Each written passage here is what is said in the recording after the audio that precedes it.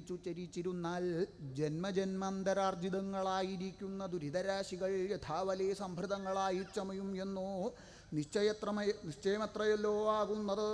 അന്നതുകൂടാതെ കണ്ട് മറ്റ് സാരങ്ങളായി അനിത്യങ്ങളായി അല്പസുഖപ്രദങ്ങളായിരിക്കുന്ന ഓരോരോ അർത്ഥപുത്രമിത്രകളത്രാദികളിൽ ഭ്രമിച്ച് വൃഥാ തന്നെ കാലക്ഷേപം ചെയ്ത് ദുരിതമാർജിച്ചു പോകുകയല്ലോ ചെയ്യുന്നത്.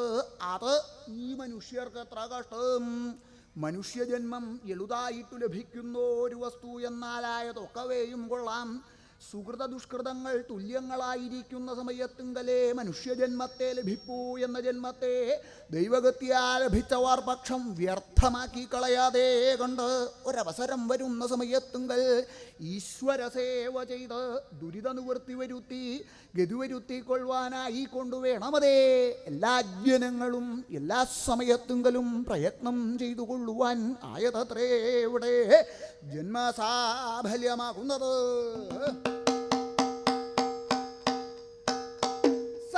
ചന്ദ്രചൂട പായൽ ഔവണ്ണമെല്ലാം ഇരിക്കുന്ന ചന്ദ്രചൂടൻ ഭവാന്മാരെ രക്ഷിക്കട്ടെ.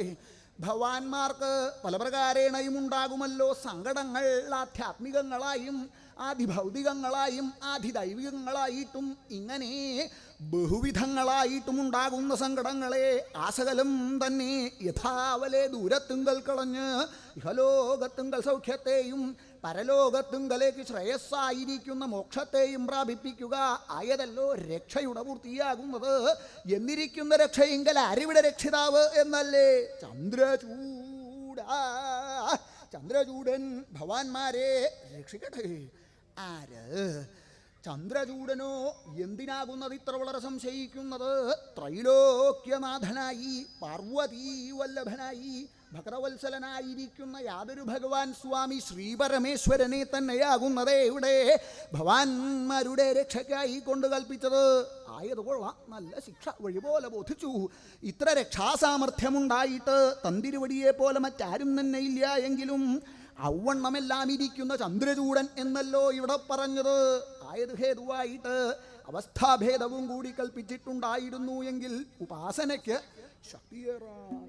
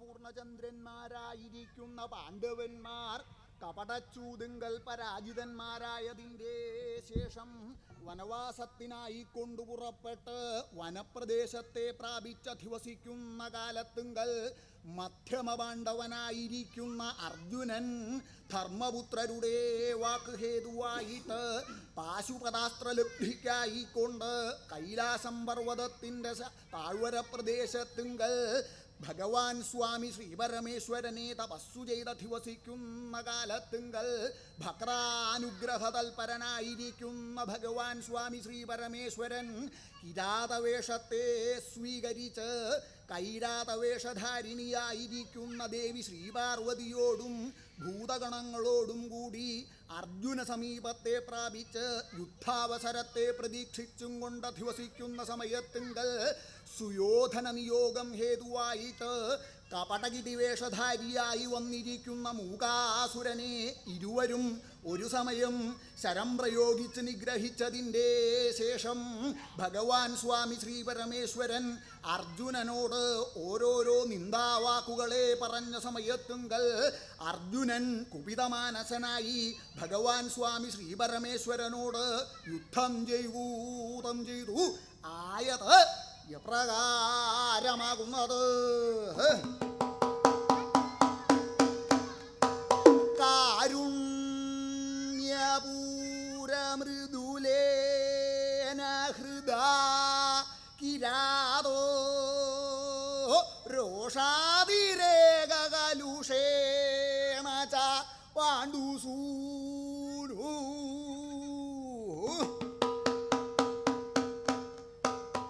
അല്പം മഹാന്തമപി വിക്രമമാദധാനാവാദേന ദുശ്ചിരതരം സമരം സമാനം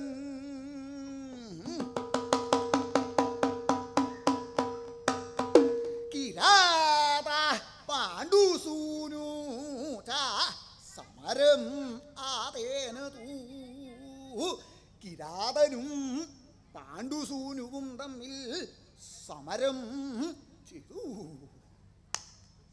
ആ കിരാതവേഷധാരിയായിരിക്കുന്ന ഭഗവാൻ ശ്രീ പരമേശ്വരൻ, കാട്ടാളവേഷം സ്വീകരിച്ചിട്ടുള്ള ഭഗവാൻ ശ്രീ പരമേശ്വരൻ, അദ്ദേഹവും ആ അർജുനനും സമരം ചെയ്തു. ആ പാണ്ഡുപുത്രനായിരിക്കുന്ന അർജുനനും ഭഗവാൻ ശ്രീ പരമേശ്വരനും സമരം ചെയ്യേണ്ടായി. ഭഗവാൻ ശ്രീ പരമേശ്വരൻ സമരം ചെയ്തു.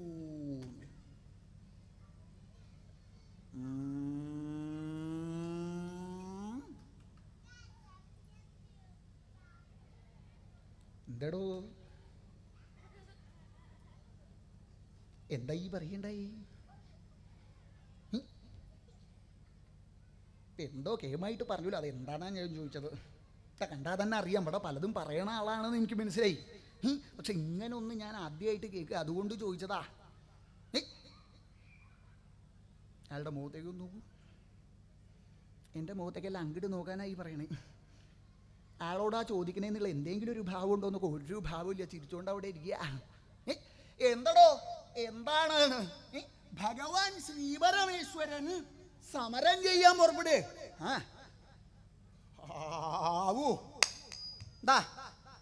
ഇന്നത്തെ കാലത്ത് ഇനി സമരം ചെയ്യാനായിട്ട് പുറപ്പെടേണ്ട ആള് ബാക്കിയുണ്ടായിരുന്ന ഒരാള് ഭഗവാനാ. ബാക്കി സകല ആളിലും പുറപ്പെട്ടുണ്ട് സമരം ചെയ്യാനായിട്ട്.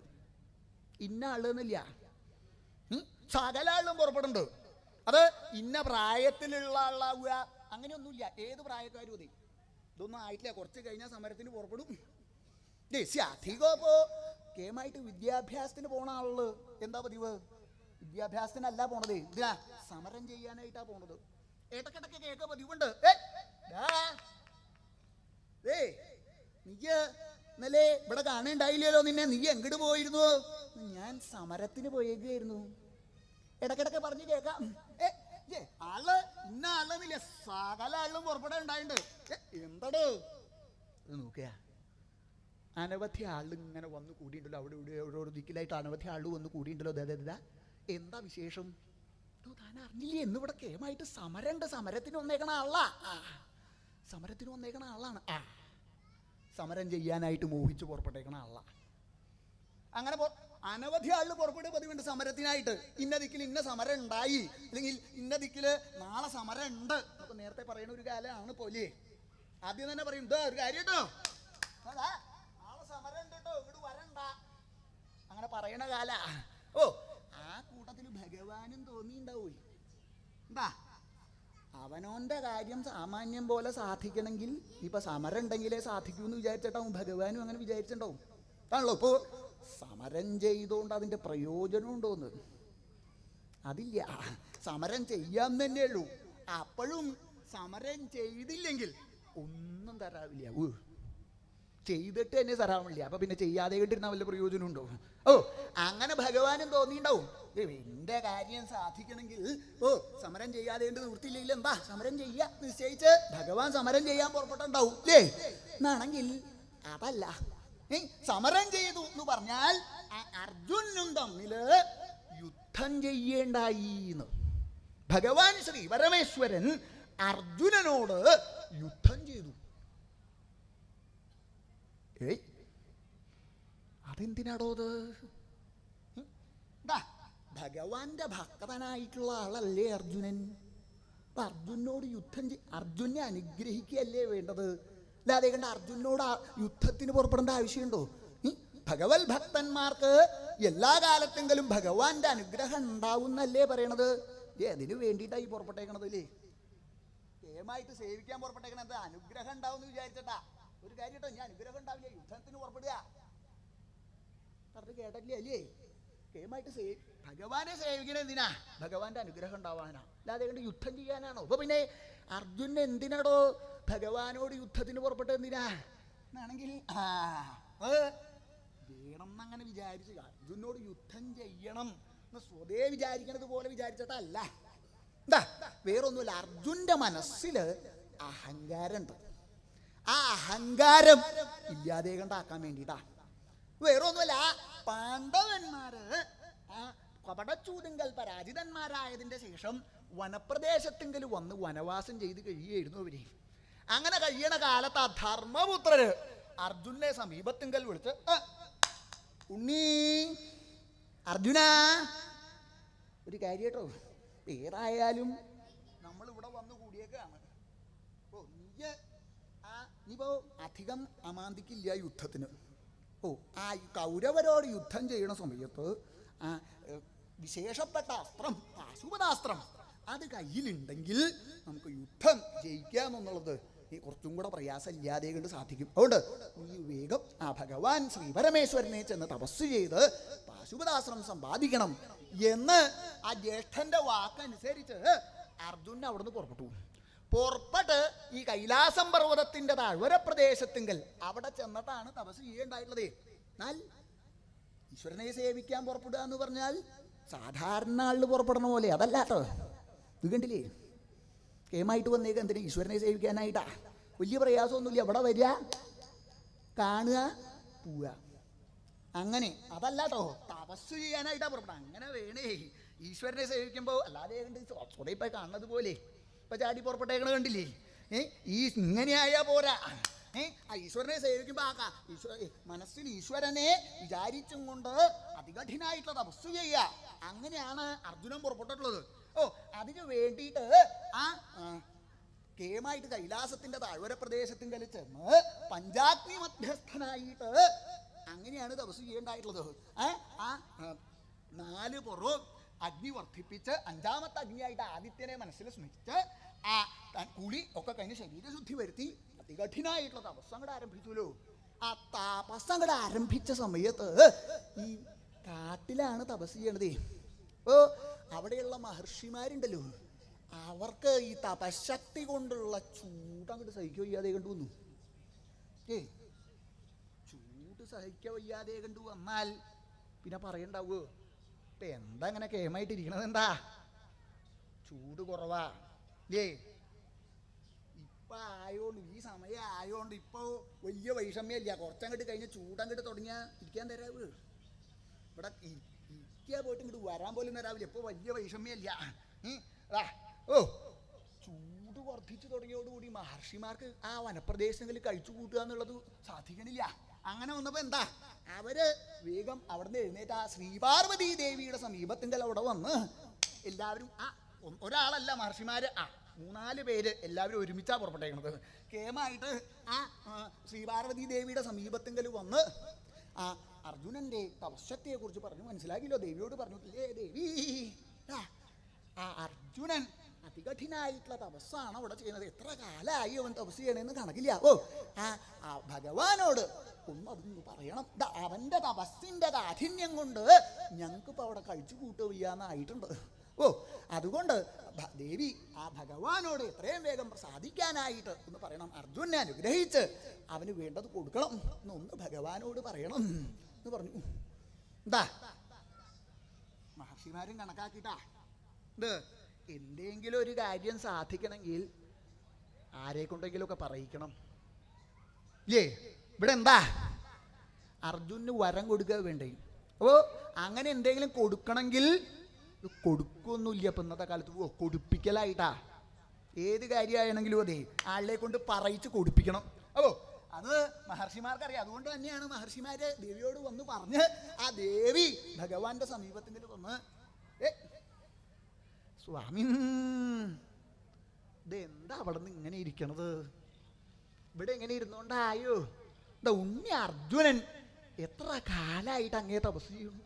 അയ്യോ അവന് ഇനി അവനെ ഇങ്ങനെ ദണ്ഡിപ്പിക്കണോ? അങ്ങേക്ക് ഒന്ന് പ്രസാദിക്കരുതേ. അവൻ അനവധി കാലായില്ലേ തപസ് ചെയ്യണു. ഏയ് പാർവതി, എനിക്കറിയാം എപ്പോഴാ അനുഗ്രഹിക്കേണ്ടതെന്നൊക്കെ. പാർവതി പറയണ്ട. ഞാൻ അങ്ങയോട് പറയണത് വേറൊന്നും കൊണ്ടല്ല. ഒന്നും കുറച്ച് കാലായി അവൻ തപസ് ചെയ്യണു. ഓ വെറുതെ തപസ് ചെയ്യല്ല. ആ ഭക്ഷണവും ഇല്ല വെള്ളവും ഇല്ല ഒന്നുമില്ലാതെ കണ്ട് അങ്ങനെയാ തപസ് ചെയ്യണത്. മഹർഷിമാര് വന്ന് പറയേണ്ടായത് കണ്ടാൽ അങ്ങനെ ഒരാളുണ്ടെന്ന് തോന്നുന്നു തന്നെയില്ല. നല്ല ശരീരമൊക്കെ ശോഷിച്ച് വശായിണ്ട്. അർജുനാണെന്നൊന്നും പറഞ്ഞിട്ട് കാര്യമില്ല. ഭക്ഷണം ഇല്ലാതെ കണ്ടെന്ന് വന്നാൽ ആർക്കായാലും ക്ഷീണം ഉണ്ടാവും. സിദ്ധി കൂടാന്നല്ലേ ഉണ്ടാവുക. ഒരു നേരം തന്നെ വെക്കണ്ട. ദിവസത്തിൽ 3-4 തവണ പതിവുള്ളതാ അല്ലേ? ഒരു നേരം ഭക്ഷണം വേണ്ടാന്ന് വെക്കൂ. എത്രത്തോളം ഉണ്ടാവും അതിൻ്റെ വിഷമം എന്നാ വിചാരിച്ചേക്കണേ അല്ലേ? ഇപ്പം എല്ലാവരും കേമായിട്ട് പുറപ്പെട്ട് പോയേക്കണേ എന്തിനാ? കേമായിട്ടൊന്ന് ചെലുത്തണം എന്ന് വിചാരിച്ചട്ടാ, അതിന് മോഹിച്ചട്ടാ. അല്ലാതെ കണ്ട് ഭക്ഷണം വേണ്ടാന്ന് വെക്കില്ല. ചില ആളുകളുണ്ട് വേണ്ടാന്ന് വെക്കും. ശരീരത്തിന് സാമാന്യം പോലെ ആവാൻ 1-2 ദിവസമൊക്കെ വേണ്ടാന്ന് വെക്കും. അത് കഴിഞ്ഞാലോ ആദ്യം തുടങ്ങും. ഇവിടെ അനവധി ദിവസമായി അവൻ ഭക്ഷണം ഇല്ലാതെ കണ്ട് ഇങ്ങനെ തപസ് ചെയ്യണു. മാത്രല്ല ഭക്ഷണം ഇല്ലാന്നല്ല, വെള്ളം പോലും കുടിക്കണില്ല. വെള്ളം കുടിക്കാണ്ട് കണ്ടിരുന്നാൽ എങ്ങനെയാ പ്രാണം നിലനിൽക്കുക? ഇതങ്ങനെയുണ്ട് ചില ആള്. സ്വതയുള്ള വെള്ളമല്ല, വേറെ പലതരത്തിലുള്ള വെള്ളം ഇല്ലാതെ കണ്ടു വന്നാൽ പ്രാണം പോണ ആളുണ്ട്. ഇതൊന്നുമല്ല, ദാഹജലം പോലും കുടിക്കില്ല. അങ്ങനെ ആയാൽ എങ്ങനെയാ ജീവൻ നിലനിർത്തുന്നത്? പ്രാണം നിൽക്കുക എന്നുള്ളത് ഉണ്ടാവില്ല. സ്വാമി അങ്ങനെ അങ്ങേ തപസ് ചെയ്തിട്ട് ഇങ്ങനെ ക്ഷീണിച്ച് പരവശനായി സിദ്ധി കൂടിയാൽ അതിൻ്റെ പോരായ അങ്ങേക്കാ. പിന്നെ ആരെങ്കിലും ഒരാൾ അങ്ങേ സേവിക്കാൻ പുറപ്പെടുവോ? അങ്ങനെ പുറപ്പെട്ടാ തന്നെ ആള് പറയും ആരും അങ്ങേ സേവിക്കാൻ പുറപ്പെട്ടില്ല എന്ന് മാത്രമല്ല, ആരെങ്കിലും പുറപ്പെട്ടു പോകണം കണ്ട എങ്ങോട്ട് പുറപ്പെട്ടേക്കുക? ഞാൻ ശ്രീപരമേശ്വരനെ ഒന്ന് സേവിക്കാൻ പുറപ്പെട്ടേക്കുക. ഒരു കാര്യം കേട്ടോ ദാദാ, അതിനാണെങ്കിൽ പുറപ്പെട്ടു പോകണ്ട, പോയോണ്ട് പ്രയോജനമില്ല. ഒരു കാര്യം കേട്ടോ, അങ്ങോട്ട് പോവാന് പോയോണ്ട് പ്രയോജനമില്ല. അതുകൊണ്ട് പറയാ ഭഗവാൻ ശ്രീപരമേശ്വരനെ സേവിക്കാൻ പുറപ്പെട്ടോണ്ട് പ്രയോജനമില്ലേ? പ്രയോജനമില്ല. ക്ഷിപ്രപ്രസാദിയല്ലേ ആയിരുന്നു, ഇപ്പോഴല്ല. പോയോണ്ട് പ്രയോജനമില്ല. അതുകൊണ്ട് ഞാൻ തന്നോടുള്ള പ്രത്യേകം കൊണ്ട് പറയാ, പോയോണ്ട് പ്രയോജനമില്ല. എന്താ അർജുനന്റെ കഥ ആലോചിച്ചാൽ മതി. അർജുനെ കേമായിട്ട് ആ ഭഗവാനെ സേവിക്കാൻ പുറപ്പെട്ടെ സിദ്ധി കൂടുകയുണ്ടായത്. സിദ്ധി കൂടണോ? തൻ്റെ പ്രായം നന്ന ചെറിയ പ്രായമല്ലേ, ഈ പ്രായത്തിലൊക്കെ സിദ്ധി കൂടുക എന്ന് പറഞ്ഞാൽ ഇവിടെ ഇരുന്നോളൂ, പുറപ്പെട്ടോണ്ട് പ്രയോജനമില്ല. അതാ അതികഠിനായിട്ടുള്ള തപസ്സാണ് അർജുനൻ ചെയ്യേണ്ടായിട്ടുള്ളത്. അങ്ങനെ തപസ് ചെയ്തിട്ട് പോലും ഭഗവാൻ തിരിഞ്ഞു നോക്കുകയുണ്ടായിട്ടില്ല. അതുകൊണ്ട് പുറപ്പെട്ടാൽ അതുകൊണ്ട് പ്രയോജനമില്ല. അതുകൊണ്ട് പറയാ ഇങ്ങനെ ആള് പറഞ്ഞു എന്ന് വരും. അതുകൊണ്ട് സ്വാമി ഒന്ന് അവിടെ നിന്ന് ചെന്ന് അവനെ അനുഗ്രഹിക്കുക തന്നെയാണ് വേണ്ടത്. ദേവി ചെന്ന് പറയണ്ടായി. അതങ്ങനെ കേട്ടപ്പോ ഭഗവാനും ഭഗവാനിപ്പോ അറിയായികയല്ല, ആ അർജുനൻ വളരെ കാലമായിട്ട് അതികഠിനായിട്ടുള്ള തപസ് തന്നെ അനുഷ്ഠിക്കുന്നുണ്ടെന്ന് ഭഗവാൻ അറിയായികയല്ല. അവിടെ ചെന്ന് അർജുനന് അനുഗ്രഹിച്ച് അർജുനന് പാശുപതാസ്ത്രം കൊടുക്കണം എന്ന് മോഹമുണ്ട്. പക്ഷേ അത്ര വേഗം ഇങ്ങോട്ട് കൊടുക്കാൻ തരാവില്ല. എന്താ വേറൊന്നുമല്ല, എന്താ കൊടുക്കേണ്ടത്? പാശുപതാസ്ത്ര കൊടുക്കേണ്ടത്. ആർക്കാ കൊടുക്കേണ്ടത്? അർജുനന്. അർജുനെ സംബന്ധിച്ചിടത്തോളം അഹങ്കാരം എന്തെന്നില്ലാതെ കണ്ട് മനസ്സിലുണ്ട്. ഓ മറ്റുള്ള ആളുടെ പോലെ അല്ല അർജുന് അഹങ്കരിക്കാൻ വഹയുണ്ട്. ഇത് ഒരു വഹയില്ലെങ്കിലും അഹങ്കരിക്കണ ആളുണ്ട്. ഇരിക്കണത് കണ്ട ഇരിക്കണത് ഒരു വഹയില്ല, എന്നാലും വേണ്ട അഹങ്കരിച്ചുകൊണ്ട് അവിടെ ഇരിക്കണത് കണ്ടാൽ തന്നെ അറിയാൻ തരവും. ഇവിടെ അർജുന്റെ അവസ്ഥ അതല്ല. അർജുനൻ എന്ന് പറഞ്ഞാൽ വളരെ കേമനായിട്ടുള്ള ആളാ. ഇങ്ങനെ അർജുനെ പോലെ പരാക്രമശാലിയായിട്ടുള്ള ഒരാള് ഇന്ന് ലോകത്തിങ്ങനെ ഇല്ല എന്ന് വേണം പറയാനായിട്ടും. ആ അനുഗ്രഹം മനസ്സിലുണ്ട്, ആ അഹങ്കാരം മനസ്സിലുണ്ടല്ലോ. ശ്രീകൃഷ്ണന്റെ സുഹൃത്ത്, ദ്രോണാചാര്യ ശിഷ്യൻ, മധ്യമ പാണ്ഡവൻ, ഭീമസേനന്റെ അനുജൻ, ഇങ്ങനെ തുടങ്ങിയിട്ട് മനസ്സിലിങ്ങനെ അഹങ്കാരം നിറഞ്ഞു വശായിട്ട് തന്നെ ജയിക്കാൻ ലോകത്തെങ്കിലും ഒരാൾക്കും സാധിക്കില്ല, വിജയനാണ് താൻ കേമായിട്ട് മനസ്സിൽ വിചാരിച്ചിട്ടുണ്ട്. വിജയന്റെ ഒരു വൈഷമ്യത എന്താ? അഹങ്കാരം എത്രയാന്ന് കണക്കില്ല. അധികം പറയണ്ട, അനുഭവമുള്ള കാല വിജയന്റെ അഹങ്കാരേ അത് ബാക്കി ഗുണങ്ങളൊക്കെ തികഞ്ഞുണ്ട്. ഈ അഹങ്കാരം ഉള്ളതുകൊണ്ടായി വൈഷമ്യം. വിജയനാണ് അങ്ങനെ അഹങ്കരിച്ചിട്ടുണ്ട്. അങ്ങനെ അഹങ്കരിച്ചിട്ടുള്ള ഒരാളുടെ കയ്യിലേക്ക് എന്താ കൊടുക്കണത്? ആയുധ കൊടുക്കണത്. ഒന്ന് ആലോചിച്ച് നോക്കൂ. ഇങ്ങനെ അഹങ്കരിച്ച് വരുന്ന ഒരാളുടെ കയ്യിലേക്ക് ആയുധം കൊടുത്താലത്തെ അവസ്ഥ ഒന്ന് ആലോചിച്ച് നോക്കൂ. അത് ലോകത്തിന്റെ നാശത്തിനായിട്ട് കാരണമാവും. അങ്ങനെയായ പോരാ, അവന്റെ ആ അഹങ്കാരം ഇല്ലാതെ കണ്ടാക്കിയിട്ട് വേണം ആ പാശുപതാസ്ത്രം കൊടുക്കാനായിട്ട് എന്ന് വിചാരിച്ചിട്ടാണ് ഭഗവാനുവേ. അതിനു വേണ്ടിയിട്ട് എന്താ വേണ്ടേ എന്ന് ആലോചിച്ചു എന്ന് മാത്രല്ല, യുദ്ധം ചെയ്യാന്ന് നിശ്ചയിച്ചു.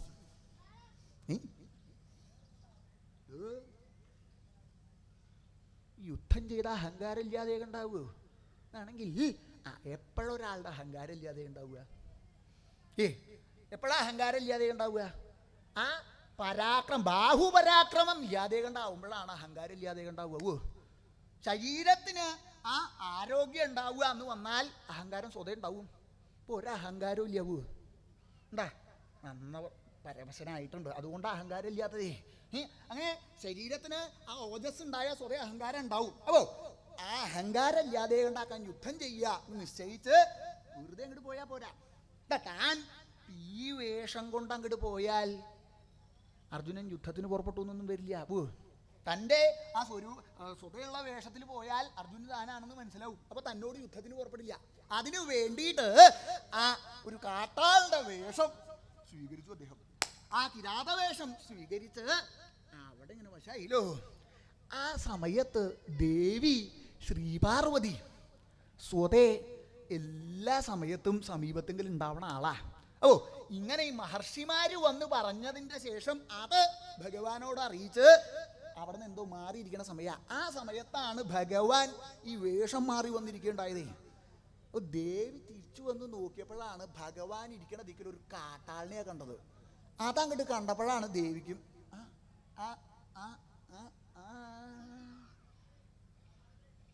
ഏതാ ഒരു കാട്ടാളിന് ഇവിടെ വന്നിരിക്കണത്? ഭഗവാൻ ഇരിക്കേണ്ട ദിക്കിൽ ഒരു കാട്ടാളിനിരിക്കേ, കൊള്ളരുതാത്ത വഹ. ഭഗവാൻ ഇല്ലാതെ കൊണ്ടുവന്നപ്പോ ചാടി അവിടെ കയറി ഇരിക്കുക. ഇതാണ് ആള് പറയണതേ. അവനോനിരിക്കേണ്ട ദിക്കിൽ അവനോനിരുന്നില്ലെങ്കിൽ വേറെ പല ആളിലും വന്നിരിക്കും എന്ന് പറയില്ലേ. അതുകൊണ്ടാ പറയണ. അല്ലെങ്കിൽ അവനൊരു കൂസലും ഇല്ല. അതൊന്നും ഹേമായിട്ട് ഭഗവാൻ ഇരിക്കേണ്ട ദിക്കിൽ ചാടി കയറി ഇരുന്നേക്ക് ഒരു കാട്ടാളൻ. കേട്ടോ, ദേവിക്ക് അങ്ങനെ ഭഗവാനാണെന്നൊന്നും ആദ്യം മനസ്സിലായില്ല. പിന്നെ സൂക്ഷിച്ച് നോക്കിയപ്പോഴാണ്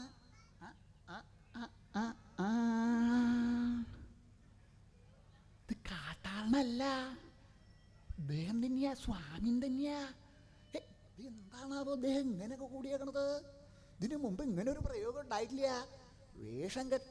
വേഷം കെട്ടി കാട്ടാളനായിട്ട് വേഷം കെട്ടുക എന്താണാവോ? എന്താണെന്നറിയാന്ന് നിശ്ചയിച്ചു വേഗം സമീപത്തെങ്കിലും വന്ന് സ്വാമി ഇതെന്താ അവിടെ നിന്ന് ഇങ്ങനെ ഒരു വേഷത്തില്, ഈ കാട്ടാളുടെ വേഷത്തിൽ പുറപ്പെട്ടേക്കണത് എന്താ? ഇതിനു മുമ്പ് ഇങ്ങനെയൊന്നും പതിവുണ്ടായിട്ടില്ലല്ലോ. ഞാൻ അങ്ങനെയുള്ള ആളിലൊക്കെ ഉണ്ടെന്ന് കേട്ടിട്ടുണ്ട്. ഈ വേഷം കെട്ടി നടക്കണ വഹകളെ. അങ്ങ് ആ കൂട്ടത്തില് പല വേഷങ്ങളും കെട്ടും പതിവുണ്ട്. അങ്ങനെയുള്ള ആളുണ്ട്, പല വേഷം കെട്ടി പുറപ്പെടണം. ഇവിടെ തന്നെ കാണാൻ തരാവും. ഇടയ്ക്കിടയ്ക്ക് കാണുക പതിവുണ്ട്. പക്ഷെ അങ്ങ് ആ കൂട്ടത്തിൽ വേഷം കെട്ടി പുറപ്പെടുക ഞാൻ ഇതുവരെ കണ്ടിട്ടില്ലല്ലോ. ഇതെന്താ ഇങ്ങനെ വേഷം കെട്ടി പുറപ്പെട്ടേക്കണത്? അങ്ങേക്ക് ഇപ്പം ഇതിൻ്റെ ആവശ്യമുണ്ടോ? എന്തിനാ അങ്ങനെ വേഷം കെട്ടിയേക്കണത്? പാർവതി, പാർവതി അല്ലേ പറഞ്ഞത് എന്നോട് അർജുനെ പോയി അനുഗ്രഹിക്കണമെന്ന്? അതിനു വേണ്ടിയിട്ടാ. അർജുനെ അനുഗ്രഹിക്കണമെങ്കിൽ ഈ കാട്ടാളുടെ വേഷം കെട്ടി പുറപ്പെടണോ? അത് വേണം. അതെന്താ അത്? അർജുനെ അനുഗ്രഹിച്ച എന്താ വേണ്ടത്? അർജുന് പാശുപതാസ്ത്രം കൊടുക്കണം അല്ലേ? വെറുതെ ഇങ്ങോട്ട് കൊടുക്കാൻ തരാവില്ല. അവൻ്റെ അഹങ്കാരം ഇല്ലാതെ കണ്ടാക്കിയിട്ട് വേണം കൊടുക്കാനായിട്ട്. ഈ വേഷം കെട്ടിപ്പോയാലേ നീരാവും. സ്വാമി, അതിന് എത്ര നല്ല വേഷമുണ്ട്. ഈ കാട്ടാളുടെ വേഷം തന്നെ കെട്ടേണ്ട ആവശ്യമുണ്ടോ? വേറെ എത്ര വേഷം കെട്ടാനാണെങ്കിൽ എത്ര നല്ല വേഷം, സാമാന്യം പോലുള്ളൊരു വേഷം ആയിക്കൂടെ? അങ്ങനെ ആയാ പോരാ. എന്താ വേഷം കെട്ടുമ്പോൾ ഏത് പ്രദേശത്തേക്കാണോ പോണത്, ഏത് ദിക്കിലേക്കാണ് പോണേ, ആ ദിക്കിനനുസരിച്ചിട്ട് വേണം വേഷം കെട്ടാനായിട്ടേ. എന്താ ഇവിടെ ഇപ്പോൾ ഞാൻ എങ്ങടാ പോട്ടേക്കണത്? കാട്ടിലേക്കാ.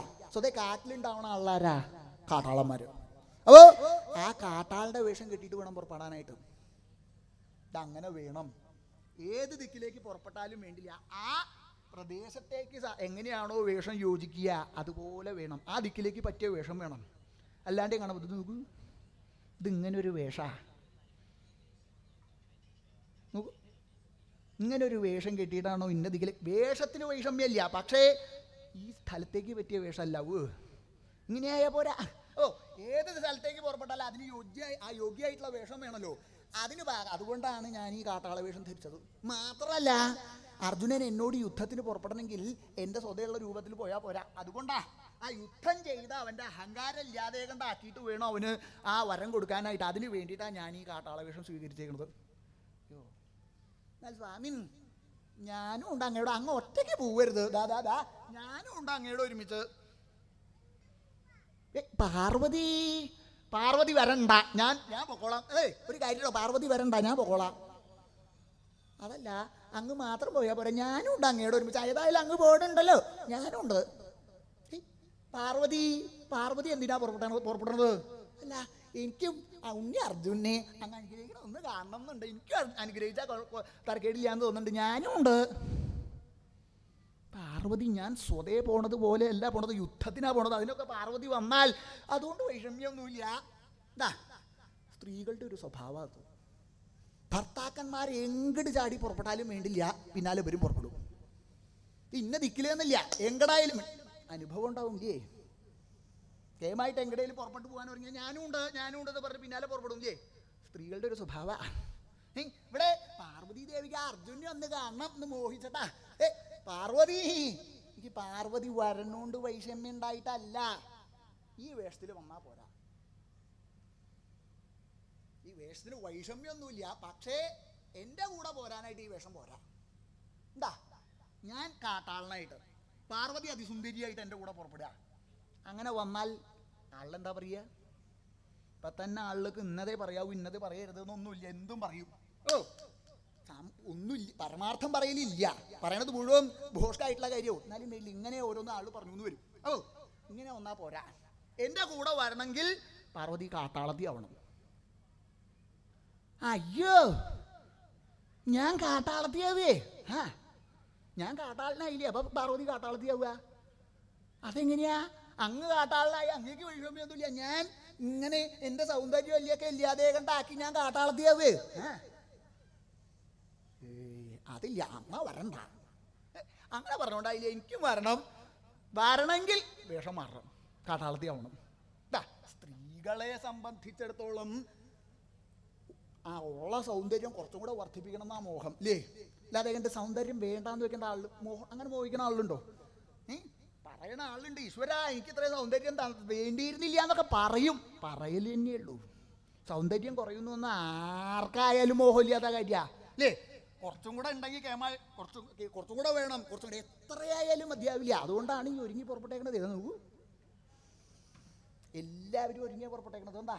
സൗന്ദര്യം വർദ്ധിക്കണം എന്ന് വിചാരിച്ചിട്ട്. അപ്പോൾ സ്ത്രീകളെ സംബന്ധിച്ചിടത്തോളം അവർക്ക് സൗന്ദര്യം ഇല്ലാതെ കണ്ടാവുക എന്ന് വന്നാൽ തീരെ സമ്മതമല്ല. ദേവി അങ്ങനെ വിചാരിച്ചിട്ടാണെന്നെങ്കിലും വേണ്ടില്ല, ആ ഭഗവാന്റെ കൂടെ പുറപ്പെടണമെങ്കിൽ അത് വേണമല്ലോ എന്ന് വിചാരിച്ച് ആ കാട്ടാളത്തിയായിട്ട് മാറുകയുണ്ടായിട്ടുള്ളത്. എന്താ വേറൊന്നുമല്ല, ആ ഭഗവാനോടുള്ള സ്നേഹം എത്രയാന്ന് കണക്കില്ല. അങ്ങനെ ആ ഭഗവാനോടുള്ള സ്നേഹം കൊണ്ട് ആ കാട്ടാള സ്ത്രീയുടെ വേഷം സ്വീകരിച്ച്, ഒരു കാട്ടാള സ്ത്രീയുടെ വേഷം സ്വീകരിച്ച് അങ്ങനെ പുറപ്പെട്ടു. എന്താ ചോദ്യം അങ്ങനെയാണ്. ഭാര്യാഭർത്താക്കന്മാരായാൽ ആ അന്യോന്യമുള്ള സ്നേഹം എത്രത്തോളം ഉണ്ടോ അതിനനുസരിച്ച് എന്തിനും ചാടി പുറപ്പെടും. ഇപ്പോഴല്ല കേട്ടോ, ആ കാലം ആലോചിച്ചാൽ മതി. ആ കാലത്ത് എങ്ങോട്ട് പുറപ്പെട്ടാലും എന്തിനു പുറപ്പെട്ടാലും സ്വതേ ചാടി പുറപ്പെടില്ലേ, അത് ആലോചിച്ചാൽ മതി. ഇപ്പോഴല്ല, കുറച്ച് കാലം മുമ്പ് ആലോചിക്കണം. ഇവിടെ സ്നേഹം, അവർ ആ ഭഗവാനോടുള്ള പ്രേമം എത്രയാന്ന് കണക്കില്ല. അതുകൊണ്ട് ഭഗവാന്റെ കൂടെ പുറപ്പെടണമെങ്കിൽ തനിക്ക് കാട്ടാളത്തി ആവണം എന്നുണ്ടെങ്കിലും വേണ്ടില്ല, വൈഷമ്യല്ല എന്ന് നിശ്ചയിച്ച് അതിന് അങ്ങനെ പുറപ്പെടുകയുണ്ടായിട്ടുള്ളത്. അങ്ങനെ അവിടെ നിന്ന് പുറപ്പെട്ടു എന്ന് മാത്രമല്ല, ആ പുറപ്പെടാനായിട്ട് ഭാവിച്ച സമയത്ത് ആ ഭൂതഗണങ്ങൾ എല്ലാം സദാസമയം ഭഗവാനോട് ഒരുമിച്ചുണ്ടാവണ ആളാണ് ഭൂതഗണങ്ങളെ. അപ്പോൾ അവര് അവിടെ നിന്ന് നോക്കിയപ്പോൾ കണ്ടു ഭഗവാൻ ഈ പുറപ്പെട്ട് പോകാനുള്ളത് കണ്ടുവോ. അതങ്ങോട്ട് കണ്ടപ്പോഴാണ് എന്താ വേണ്ടേ നോക്കുക. ഇപ്പൊ വലിയ മാന്തിക്കില്ല എന്നാണ് എനിക്ക് തോന്നണത്. ഭഗവാൻ ദാദാ ആ കേമായിട്ട് കിരാതവേഷമൊക്കെ സ്വീകരിച്ചിട്ടുണ്ട്, ദേവിയുണ്ട്. ഇപ്പം എന്താണാവോ അവരിങ്ങനെ പുറപ്പെട്ടേക്കണമെന്ന് എനിക്ക് നിശ്ചയില്ല. ഏതായാലും നായാട്ടുണ്ടാവുന്ന എനിക്ക് തോന്നണത്. അല്ലെങ്കിൽ ഈ കാട്ടാളിൻ്റെയും കാട്ടാള സ്ത്രീയുടെ വേഷം ധരിക്കേണ്ട ആവശ്യമൊന്നുമില്ല. അതുകൊണ്ട് എനിക്ക് തോന്നണത് നായാട്ടുണ്ടാവുന്ന. ഓ, ഭഗവാൻ നായാട്ടിന് പുറപ്പെടുമ്പോൾ അതിന് പാകത്തിന് വേണം നമ്മളും കൂടെ പുറപ്പെടണം എന്ന് വിചാരിച്ചിട്ടുണ്ടാവും. അദ്ദേഹം പറയാതെ കണ്ടിരിക്കും. നമ്മളെപ്പോഴും അദ്ദേഹത്തിന് ഒരുമിച്ച് പുറപ്പെടുന്ന ആളല്ലേ. അതുകൊണ്ട് നമുക്ക് പുറപ്പെടാം. എത്രയും വേഗം നീ ഒട്ടും അമാന്തിക്കണ്ട കേട്ടോ. ആ നായാട്ടിന് വേണ്ട കാര്യങ്ങളൊക്കെ ഒരുക്കുക. അതിന് വേണ്ടിയിട്ട് ഓരോരുത്തരായിട്ട് പുറപ്പെടുക. അതിന് ആദ്യം എന്താ വേണ്ടത്? ഭഗവാൻ കാട്ടാളനായിട്ടല്ലേ പുറപ്പെട്ടേക്കണത്. അപ്പോൾ കാട്ടാളിനെ സഹായിക്കാനായിട്ട് അനവധി ആള് വേണം, കാട്ടാളന്മാർ. ഒരു കാര്യം ചെയ്യാ, കുറച്ചാളിൽ കാട്ടാളന്മാരാവുക. ആരൊക്കെയാ കാട്ടാളന്മാർ? വൈഷമ്യൊന്നുമില്ല, വേഗം കാട്ടാളനാവാൻ തരാവും. സ്വതയുള്ള രൂപം തന്നെ അങ്ങനെയാണ്. അതുകൊണ്ട് കാട്ടാളനായിക്കോളൂ. ഉണ്ട് കുറച്ചല്ല, ഇങ്ങനെ പിന്നെ പോയി കൂടിയാ പോരാട്ടോ. അവിടെ ഇരുന്നോണ്ടായില്ല, വേഗം പുറപ്പെടണമെങ്കിൽ അവിടെ നിന്ന് ഇങ്ങോട്ട് വരണം. വേഗം വേഷം മാറി വരിക, കാട്ടാളനാവുക. അങ്ങനെ വൈഷമ്യൊന്നുമില്ല, കേമായിട്ടൊരു കാട്ടാളൻ. അങ്ങനെ കാട്ടാളന്മാർ, ചില ആളിന് കാട്ടാളന്മാരായിട്ട് പുറപ്പെട്ടു. മാത്രമല്ല ചില ആൾക്കാർ കുട്ടികളായിട്ടുള്ള ആളുകൾ അവരും ഉണ്ടാവുമല്ലോ, അവര് കുട്ടിക്കാട്ടാളന്മാരായിട്ട്. നോക്കിക്കൊണ്ട് നിൽക്കണ്ട, വേഗം ആയിക്കോട്ടെ കേട്ടോ. ഭഗവാൻ എപ്പോഴാണ് പുറപ്പെടാന്ന് മനസ്സിലാവില്ല.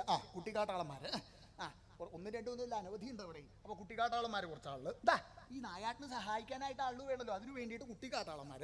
അതുപോലെ തന്നെ ചില ആളുകളെ നോക്കുമ്പോൾ അവര് ഈ നായാട്ടിന് പോകുമ്പോൾ വെറുതെ അങ്ങോട്ട് പോയാൽ പോരാ. വേട്ടനായകളെ പറഞ്ഞേക്കണം. ഇതൊന്നും പറഞ്ഞാൽ മനസ്സിലാവാത്ത കാല. അതിൻ്റെ നായാട്ടെന്ന് പറഞ്ഞാൽ തന്നെ എന്താണെന്ന് മനസ്സിലാവാത്ത കാല. നായാട്ടിന് ചില സമ്പ്രദായങ്ങളൊക്കെ ഉണ്ട്.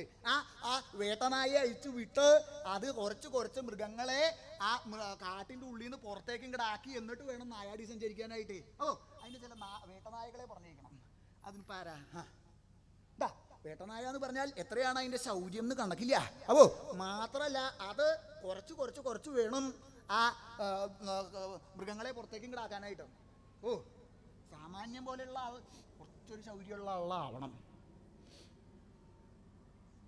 എങ്ങനെയാ വേട്ടനായ വരുതേ? ഒരു കാര്യം കേട്ടോ, ഒരു കാര്യം കുറയ്ക്കൂ, ഒന്ന് കുറയ്ക്കാൻ. അങ്ങനെ ആയാലേ നേരിയാവൂ. ഇങ്ങനെ ഇരുന്നാൽ നേരിയാവില്ല കേട്ടോ. വേട്ടനായ എന്ന് പറഞ്ഞാൽ പല ദിക്കിലും ഓടിപ്പോയി ആ മൃഗങ്ങളെ പിടിച്ചു. ഒന്ന് കുറയ്ക്കാൻ കൊടുക്കാം, കേക്കട്ടെ. ഇത് വേണ്ട, ഇതുകൊണ്ട് സാമാന്യം പോലെ ആവില്ല എന്നാണ് എനിക്ക് തോന്നുന്നത്. ഇത് വൈഷമ്യല്ല, വേട്ടനായ്ക്ക് സാമാന്യം പോലെ അതാ. വേട്ടനായ ആയിക്കോ കേട്ടോ, ഒന്ന് കുറയ്ക്ക. ചിരിക്കാനല്ല പറ, കുറയ്ക്ക്. സാമാന്യം പോലെ കുറച്ച് അങ്ങനെ വേണം. വേഗാവട്ടെ. ചില ആളെ വേട്ടനായ്ക്കളായിട്ട്. ഇനി അതുകൊണ്ട് മാത്രമായില്ല, ഈ നായാട്ടിന് പുറപ്പെടുമ്പോൾ മൃഗങ്ങളെ പിടിച്ച് കെട്ടണമെങ്കിൽ വല വേണം. വലിയ വല, അതുപോലെ തന്നെ ചെറിയ വല, അങ്ങനെ പലതും വേണം. ഒരു കാര്യം കേട്ടോ, ആ കൂട്ടത്തിലുള്ള ആളൊരു 3-4 പേര് വലകളായിക്കോട്ടെ, കേമായിട്ട് വല, അതുപോലെ തന്നെ ചെറിയ വലകൾ. ഇപ്പോൾ ഇത് വല ഉണ്ടായതുകൊണ്ട് മാത്രമേ ആവില്ല, ഈ വല കെട്ടണമെങ്കിൽ കുറ്റി വേണേ. ഓ, കുറ്റി വേണമെങ്കിൽ കുറ്റിയാവാൻ ഒരാൾ പുറപ്പെട്ടുണ്ട് കേമായിട്ട്. ഇത് ഇങ്ങനെയുള്ളതൊന്നും ആയതുകൊണ്ട് വൈഷമ്യാവോ നിശ്ചയില്ല. എന്താ എന്ന് പറഞ്ഞാൽ നല്ല ബലമുള്ളതാവണം. ഇങ്ങനെയുള്ളതൊന്ന് കുറ്റിയായാൽ ഒരു ബലം ഉണ്ടാവില്ല. അത് വലിയ വൈഷമ്യമൊന്നുമില്ല, കുറ്റിയാവാൻ പാകത്തിനുള്ളതാ കേമായിട്ട്. ഓരോരുത്തർ കുറ്റിയാവാം. അതുപോലെ ആ ഭൂതഗണങ്ങൾ ഓരോരുത്തരായിട്ട് ആ നായാട്ടിന് വേണ്ട സാധനങ്ങൾ ഇതുപോലെ കാട്ടാളന്മാരാവുക, കുട്ടി കാട്ടാളന്മാരാവുക. അതുപോലെ തന്നെ ചില ആളുകൾ വില്ല് പാകത്തിന് വില്ലാവുക, വില്ലിൻ്റെ രൂപത്തിൽ ഓരോരുത്തരാണ് ഭഗവാനെ നായാട്ടിൽ സഹായിക്കാനായിട്ട് അവിടെ നിന്ന് അങ്ങോട്ട് പുറപ്പെട്ടു. ഇങ്ങനെ ഭഗവാൻ ആ കൈലാസവേഷധാരിണിയായിരിക്കുന്ന ദേവിയോടും ഭൂതഗണങ്ങളോടും കൂടിയിട്ട് നായാടി സഞ്ചരിക്കുക എന്നുള്ള വ്യാജേന ആ അർജുനന്റെ സമീപത്തിങ്കൽ അവിടെ ചെന്നു. അവിടെ ചെന്ന് ഈ യുദ്ധാവസരം പ്രതീക്ഷിച്ചും കൊണ്ട് അവിടെ നിന്നു. തനിക്ക് വെറുതെ അങ്ങോട്ട് യുദ്ധം ചെയ്യാൻ തരാവില്ലേ? യുദ്ധം ചെയ്യണമെങ്കിൽ എന്തെങ്കിലും ഒരു കാരണം ഉണ്ടാവണം. ഒരു വിധം യുദ്ധത്തിന് പുറപ്പെടുന്ന ആളിലൊക്കെ അങ്ങനെയാ.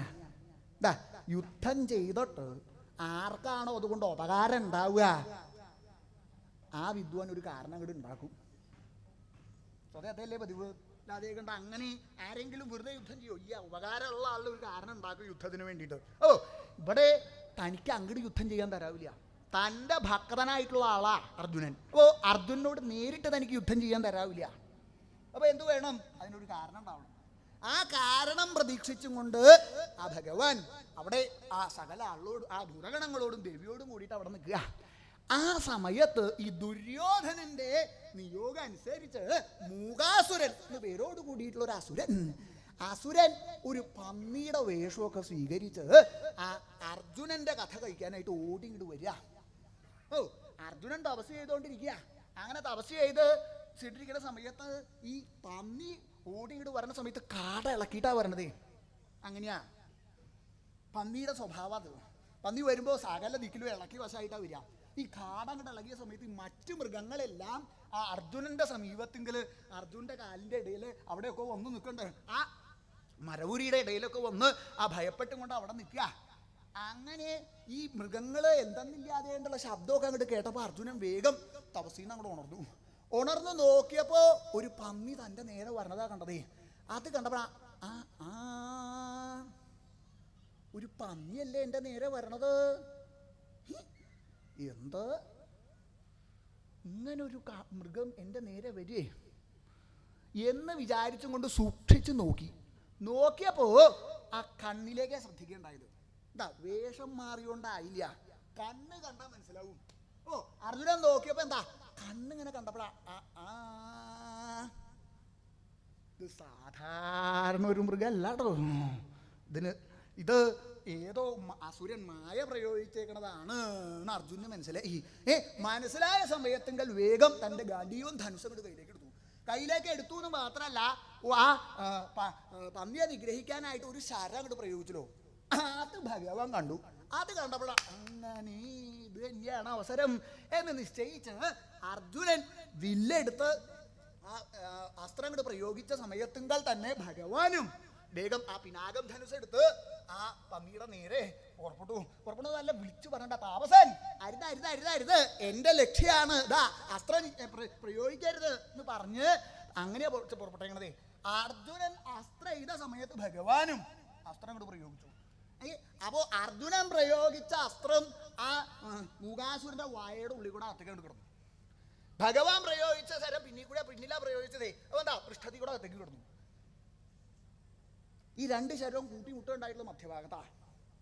അർജുനന്റെ ശരം വായയുടെ ഉള്ളിൽ കൂടെ കിടന്നപ്പോൾ ഭഗവാന്റെ ശരം പൃഷ്ഠത്തിൽ കൂടെ കിടന്നു.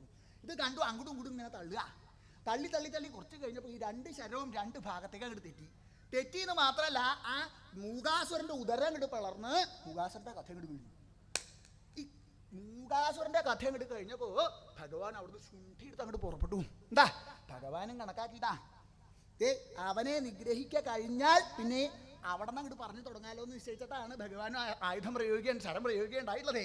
അങ്ങനെ അർജുന്റെ നേരെ ശുണ്ഠി എടുത്തുകൊണ്ട് അങ്ങോട്ട് പുറപ്പെട്ടു. എടാ കള്ള സന്യാസി, നീ എന്താ ചെയ്തത്? ഞാൻ പറഞ്ഞതല്ലേ എന്റെ ലക്ഷ്യമാണ്, അതിന് അസ്ത്രം ചെയ്യരുത്. എന്നിട്ടിപ്പോ നീ അസ്ത്രം പ്രയോഗിക്കേ കൊള്ളരുതാത്തവനെ. നീ ഇങ്ങനെ ഈ കള്ള സന്യാസിയാണ് നീ. സന്യാസിമാരുടെ വേഷം കെട്ടി നടക്കുക നീ. അങ്ങനെയുള്ള ആളുണ്ടല്ലോ സന്യാസിമാരെ, സാമാന്യം സന്യാസി എന്നൊന്നും പറയാ. സന്യാസിമാരുടെ വേഷം, ആ താടി മുടിയൊക്കെ നീട്ടി വളർത്തി അങ്ങനെ പുറപ്പെട്ടിട്ടുള്ള ആളുണ്ട്. ആ വേഷം കിട്ടിയാൽ പിന്നെ ആരും സംശയിക്കില്ല എന്ന് വിചാരിച്ചിട്ട് ആ വേഷം കിട്ടി നടക്കണേ. അപ്പോ ആ കള്ള സന്യാസി നീ ഞാൻ പറഞ്ഞത് കേൾക്കാതെ കൊണ്ട് പ്രയോഗിച്ചു അല്ലേ? നീ കള്ള സന്യാസി തന്നെ വേണം പറയാനായിട്ട്. ഒരു വിധം താടി നീട്ടി വളർത്തിയുണ്ടോ അപ്പൊ ഉറപ്പിക്കാൻ മാറ്റിയാനാന്ന്. ഇപ്പൊ വലിയ വൈഷമ്യം തോന്നാത്ത എന്താ? താടിയില്ല. താടി ഉണ്ടെങ്കിൽ അപ്പൊ ഉറപ്പിക്കാൻ മാറ്റിയാനാന്ന്. മാത്രല്ല ഈ സന്യാസിമാരുടെ വേഷം കെട്ടി പുറപ്പെട്ടേക്കണത് എന്തിനാന്ന് എനിക്ക് മനസ്സിലായി. നീയേ വേറൊന്നുമല്ല, ആ മൃഗങ്ങളെ കൊന്നു ഭക്ഷിക്കാൻ വേണ്ടിയിട്ടാ. ഈ മൃഗങ്ങളെ സംബന്ധിച്ചിടത്തോളം സ്വതേ ഭയശീലമായിട്ടുള്ളതാണെങ്കിലും വേണ്ടില്ല, ഈ മഹർഷിമാരുടെ വേഷം കണ്ടാൽ, അങ്ങനെയുള്ള ആളുകളെ കണ്ടാൽ ഒരു വേഗം സമീപത്തെങ്കിലേക്ക് വരും. നീ ഈ വേഷമൊക്കെ കെട്ടി കേമായിട്ട് തൊഴുതു പിടിച്ച് ഇവിടെ നിൽക്കണത് എന്തിനാ? കണ്ണടച്ച് നിൽക്കണത് എനിക്ക് മനസ്സിലായി. ഇടയ്ക്കിടയ്ക്ക് കണ്ണ് തുറന്ന് നോക്കണുണ്ട്. മൃഗങ്ങൾ വരണുണ്ട് ഇങ്ങനെ തന്നെ ഞങ്ങൾക്ക് ഭേദം. ഇങ്ങോട്ട് വരണുണ്ട്, ഇങ്ങോട്ട് എത്തിയിട്ടില്ല, അങ്ങോട്ട് വരട്ടെ, വരണുണ്ടോ വരണ്ട, അങ്ങനെ നോക്കിക്കൊണ്ടാണ് നിൽക്കണത്. നോക്കി നിൽക്കുന്ന സമയത്ത് അടുത്തേക്ക് ഇങ്ങോട്ട് വന്നാൽ അപ്പോൾ അതിനെ പിടിച്ചങ്ങോട്ട് ഭക്ഷിക്കും. അതിന് വേണ്ടിയിട്ടാണ് ഒരു വിധം മഹർഷിമാരൊക്കെ ഇപ്പം അങ്ങനെയാ. മാംസം ഭക്ഷിക്കണ ആളാ. അതല്ലാതെ കൊണ്ട് ഏതെങ്കിലും ഒരു മഹർഷി എന്ന് പറഞ്ഞാൽ അത് വേണമെന്നായിട്ടുണ്ട്. ഇപ്പോൾ അങ്ങനെയാ. നീ അങ്ങനെ പുറപ്പെട്ടിട്ടുള്ള ഒരു കള്ള സന്യാസി അല്ലേ നീ? നീ ഇപ്പൊ എന്താ ചെയ്തത്? എന്റെ ലക്ഷ്യത്തെ നീ ഭേദിക്കേ. ഇപ്പൊ ശരിയാക്കണുണ്ട് എന്ന് പറഞ്ഞ് അവിടെ നിന്ന് ഇങ്ങോട്ട് പുറപ്പെട്ടു. അർജുനാണെങ്കിലും ഇത് ഇങ്ങോട്ട് കേട്ടപ്പോഴാ, എടാ കാട്ടാള കുഴിയ, നീ എന്താ പറഞ്ഞത്? നിന്റെ ലക്ഷ്യമാണെന്നല്ലേ? എങ്ങനെ? നിന്റെ ലക്ഷ്യമൊന്നുമല്ല. നിനക്ക് എന്തും പറയാന്നായില്ലേ? ഞാൻ ആരാന്ന് വിചാരിച്ചിട്ടാ നീ ഇങ്ങനെ ഓരോന്ന് പറയണത്? എന്റെ പരമാർത്ഥം നിനക്കറിയോ? നിനക്കറിയില്ല. അതുകൊണ്ട് അങ്ങനെ ഉണ്ടെങ്കിൽ നീ എന്റെ സമീപത്തെങ്കിലും തന്നെ വരില്ല. ഞാൻ ആരാണെന്ന് അറിയോ? നിസ്സാരനായില്ല ഞാനേ. ഞാൻ സോമവംശ, അങ്ങനെ ഒരു വംശം നീ കേട്ടോ? സോമവംശം ഒന്നും കേട്ടിട്ടുണ്ടാവില്ല നീ. നിന്റെ അവസ്ഥയ്ക്ക് നീ ഒന്നും അറിയാതെ കൊണ്ടുള്ളവരായിരിക്കും. സോമവംശം വളരെ വളരെ വിഖ്യാതമായിട്ടുള്ളതാണ് സോമവംശേ. ആ വംശത്തിൽ ജനിച്ചിട്ടുള്ള ആളാ ഞാൻ. വളരെ വളരെ പ്രസിദ്ധന്മാരായിട്ടുള്ള ആള്, ആ യയാതി, ശന്തനു തുടങ്ങിയിട്ടുള്ള ആളൊക്കെ എൻ്റെ വംശത്തിൽ ഉണ്ടായിട്ടുള്ളതാ. ആ വംശത്തിൽ ഉണ്ടായിട്ടുള്ള പാണ്ഡവന്മാരിൽ മധ്യമനാണ് ഞാൻ. അങ്ങനെയുള്ള എൻ്റെ നേരെ നീ ഇങ്ങോട്ട് പുറപ്പെടേ. കൊള്ളരുതാത്തവനെ, കാട്ടാള കുഴിയ, നീ എന്താ വിചാരിച്ചേക്കണത് എന്ന് തിരിച്ചു അർജുൻ്റെ പ്രയോഗമായി. അത് കേട്ടപ്പോഴാണ് ഭഗവാനും അർജുന നീയാണത് അല്ലേ? നീയാണെന്നുണ്ടെങ്കിൽ നീ പറഞ്ഞത് പരമാർത്ഥ. നിന്റെ വംശം പോലൊരു വംശം അത് വേറെ ഇല്ല. ഇങ്ങനെ കൊള്ളരുതാത്തൊരു വംശം നിങ്ങളുടെ വംശം പോലെ ഇല്ല. സ്വതേ ഒരു വംശം ഉണ്ടായാൽ അതിൽ ചില ആള് സാമാന്യം പോലെ ഉണ്ടാവുക, ചില ആളുകൾ കൊള്ളരാത്തവരുണ്ടാവുക, സ്വതേ പതിവുള്ളതാ. പക്ഷെ നിങ്ങളുടെ വംശത്തിന്റെ വിശേഷത ഒരാൾ പോലും സാമാന്യം പോലെ ഉള്ളവരില്ല. സകല ആളും കൊള്ളരാത്തവരാ. ഞാൻ വെറുതെ പറയല്ല, നീ എന്നെ ആലോചിച്ച് നോക്ക്. നിങ്ങളുടെ വംശത്തിൽ ആദ്യം ഉണ്ടായ ആളാരാ? ചന്ദ്രൻ. ചന്ദ്രൻ കളങ്കമുള്ളവനാന്ന് എല്ലാവർക്കും അറിയാം. സ്വതേ പറയുന്നേ പറയുള്ളൂ, ചന്ദ്രൻ കളങ്കമുള്ള. ഒരു കാര്യട്ടോ, ചന്ദ്രന് കളങ്കമുണ്ട് എന്ന് കേമായിട്ട് അറിയില്ല. വേണമെങ്കിൽ ഒന്ന് ചന്ദ്രനെ നോക്കിയാൽ തന്നെ കാണാൻ തരവും ഇല്ലേ? സ്വതേ ആള് പറയണത് നോക്കിയാൽ ആദ്യം കാണാൻ എന്താ? ചന്ദ്രന്റെ ശോഭയിൽ ആദ്യം കാണുക കളങ്ക. ആ കളങ്കത്തിൽ നിന്നാണ് നിങ്ങളുടെ വംശം തന്നെ ഉണ്ടായിട്ടുള്ളത്. ചന്ദ്രൻ ആണ് ആദ്യം ഉണ്ടായിട്ടുള്ളത്. ചന്ദ്രന്റെ പ്രവൃത്തി എന്താ? ചന്ദ്രൻ ചെയ്തത് വേറൊന്നുമല്ല, ഗുരുതൽപഗമനം. ആ പഞ്ചമഹാപാപങ്ങളിൽ ഏറ്റവും പാപമായിട്ടുള്ളത് ആ ഗുരുതൽപഗമനം. ആ ഗുരുവിന്റെ പത്നിയെ പ്രാപിക്കുക. ചന്ദ്രൻ അതാ ഉണ്ടായിക്കണത്. ഇങ്ങനെ കൊള്ളരുതാത്തവൻ ചന്ദ്രനെ പോലെ വേറൊരാളില്ല എന്ന് വേണം പറയാനായിട്ട്. ആ ചന്ദ്രങ്കൽ നിന്ന് പിന്നെ ഉണ്ടായിട്ടുള്ള ആളാരാ? ബുധൻ. ബുധൻ ഉണ്ടായത് തന്നെ എങ്ങനെയാ? ആ ഗുരുതൽപഗമനം. പാപത്തിൽ നിന്നാണ് ബുധൻ ഉണ്ടായിട്ടുള്ളത്. അതുപോലെ തന്നെ യയാതി, നീ പറഞ്ഞു നീ തന്നെയാ പറയണ്ടായിട്ടുള്ളത് കേമായിട്ട് യയാതി ശന്തനും ഒക്കെ ഉണ്ടെന്നല്ലേ. യയാതിയുടെ കഥ നീ ധരിച്ചിട്ടുണ്ടോ? ഞാൻ പറയേണ്ട ആവശ്യമില്ല, നിനക്ക് അറിയാം. ഇത് യയാതിയുടെ അവസ്ഥ എന്താ? യയാതി ക്ഷത്രിയനാ, എന്തായാലും വേണ്ടില്ല എന്താ ഒരു ബ്രാഹ്മണ സ്ത്രീയെ വിവാഹം ചെയ്തു, കേറ്റി വീട്ടി. എന്നാൽ ഇപ്പം അങ്ങനെയൊന്നുമില്ല, ഇന്നത്തെ കാലത്ത് അങ്ങനെയൊക്കെ ഒരാളും കണക്കാക്കണ്ട അല്ലേ.